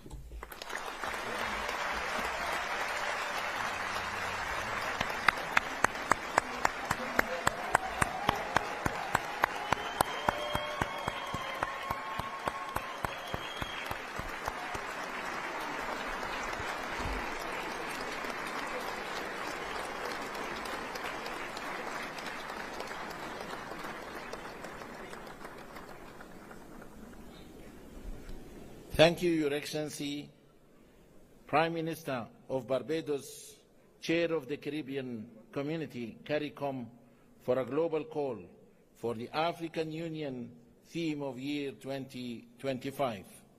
It is my distinct honor to welcome now His Excellency John Mahama, the President of the Republic of Ghana, as the African Union leader on advancing the cause of justice and payment of reparations to Africans. Your Excellency.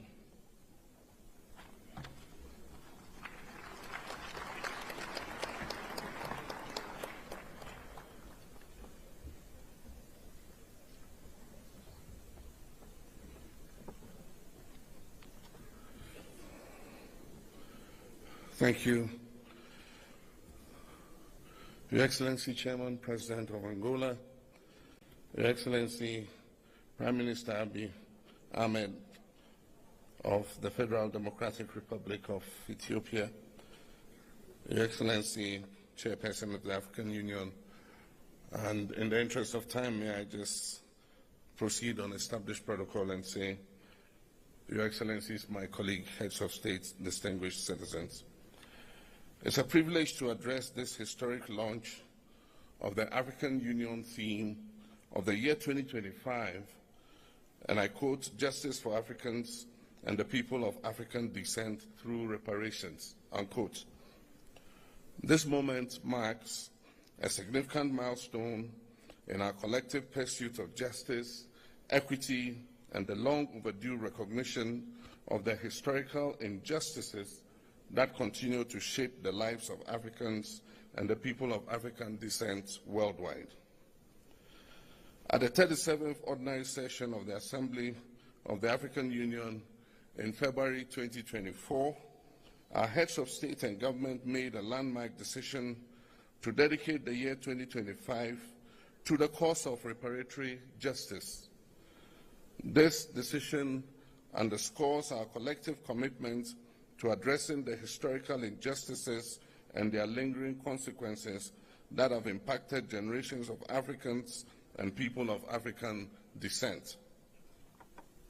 It aligns with our broader struggle for liberation, unity, and socio-economic empowerment as enshrined in Agenda 2063, the Africa we want, a vision for an integrated, peaceful, and prosperous continent. Your Excellencies, the transatlantic slave trade was one of the most heinous crimes against humanity, spanning about 400 years and forcibly displacing more than 12.5 million Africans. It is estimated that at least 2 million of our compatriots perished during the Middle Passage alone. The legacy of this brutal system, along with colonialism, apartheid, genocide, and neo-colonial exploitation, have left deep and enduring scars on the fabric of our societies. Today, the descendants of enslaved Africans continue to face economic disparities, social inequality, systemic discrimination, and racial prejudices. Addressing these challenges require more than just acknowledging them. It demands action. The economic impact of colonialism on Africa has been profound. Historical estimates suggest that the continent lost trillions of dollars in both human and material resources due to colonial exploitation. The forced extraction of wealth, which included minerals, cash crops, and labor, deprived African nations of the capital and infrastructure necessary for sustainable development. Colonial policies intentionally stifled industrial growth, leading to a dependency on foreign economies that persists even till today. The systemic plundering of Africa's natural resources, coupled with the disruption of traditional governance structures, has resulted in lasting consequences, worsening poverty and the development and inequality throughout the continent. In November 2023, Ghana hosted the Accra Reparations Conference, a historic gathering that brought together African heads of state, scholars, and representatives of the global African diaspora to advance the reparations movement. This conference reaffirmed the urgent need for comprehensive reparatory justice and laid the foundation for stronger advocacy and policy frameworks. It provided a platform for dialogue on the financial, cultural, and social restitution necessary to address the enduring effects of slavery and colonialism.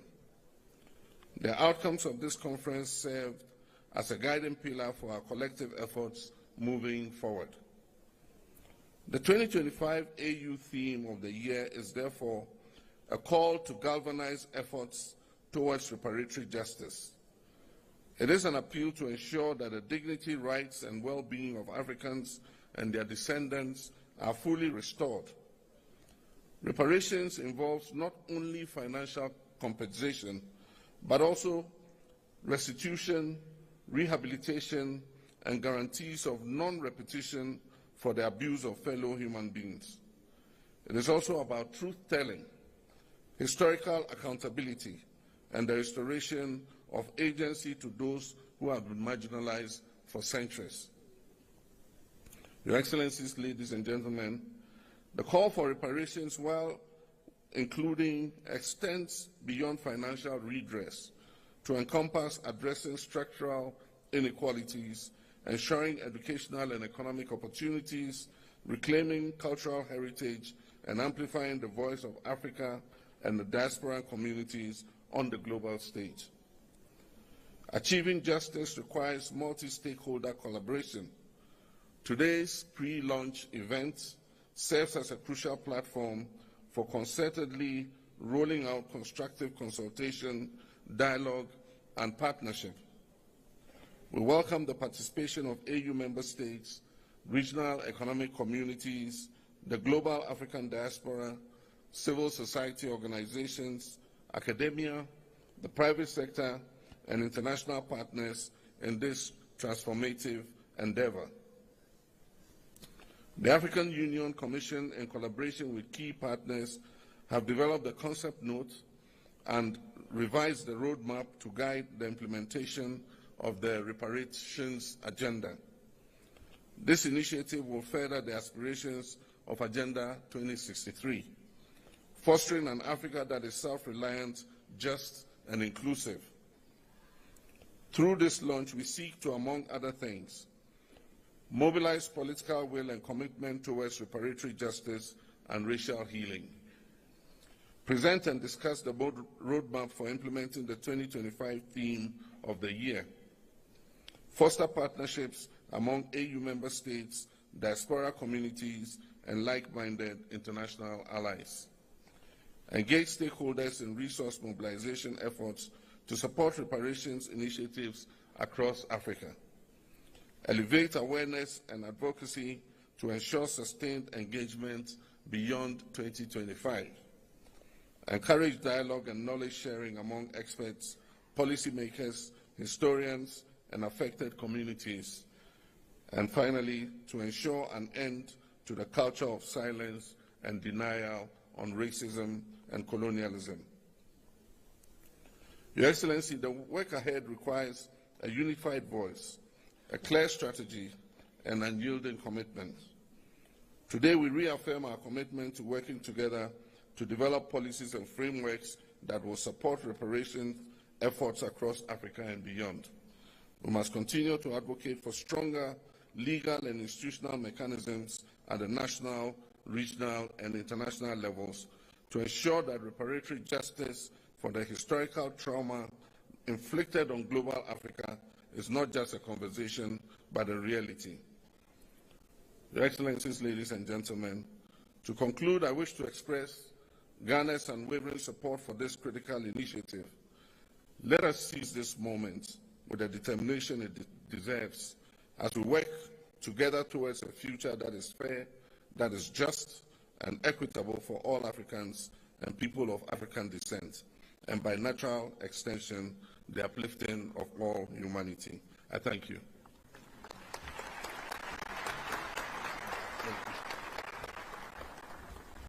Thank you very much, Your Excellency.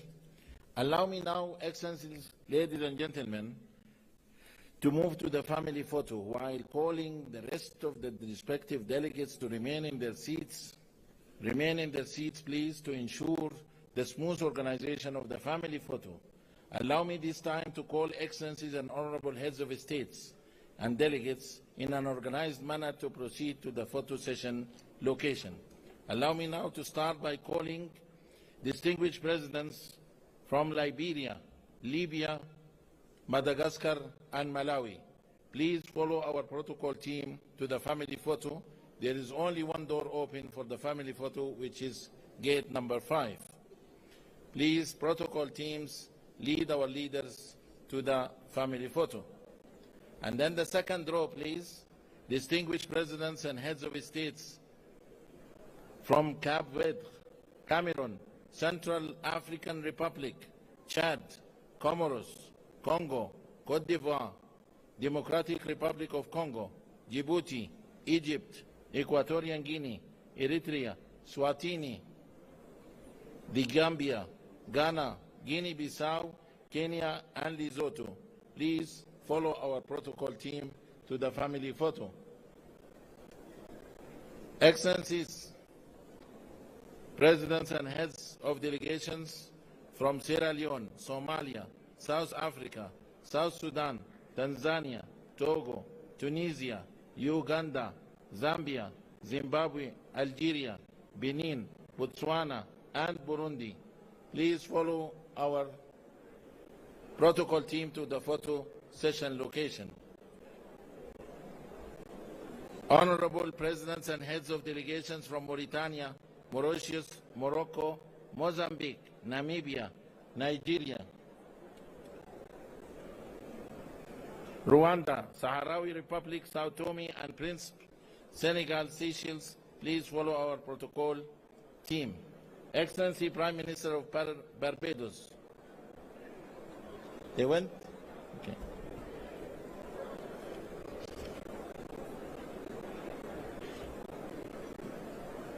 Okay, with that, I thank you all for your time and I wish you fruitful deliberations. They didn't wait.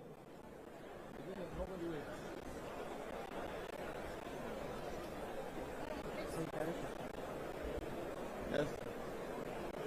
They will change. I have my team.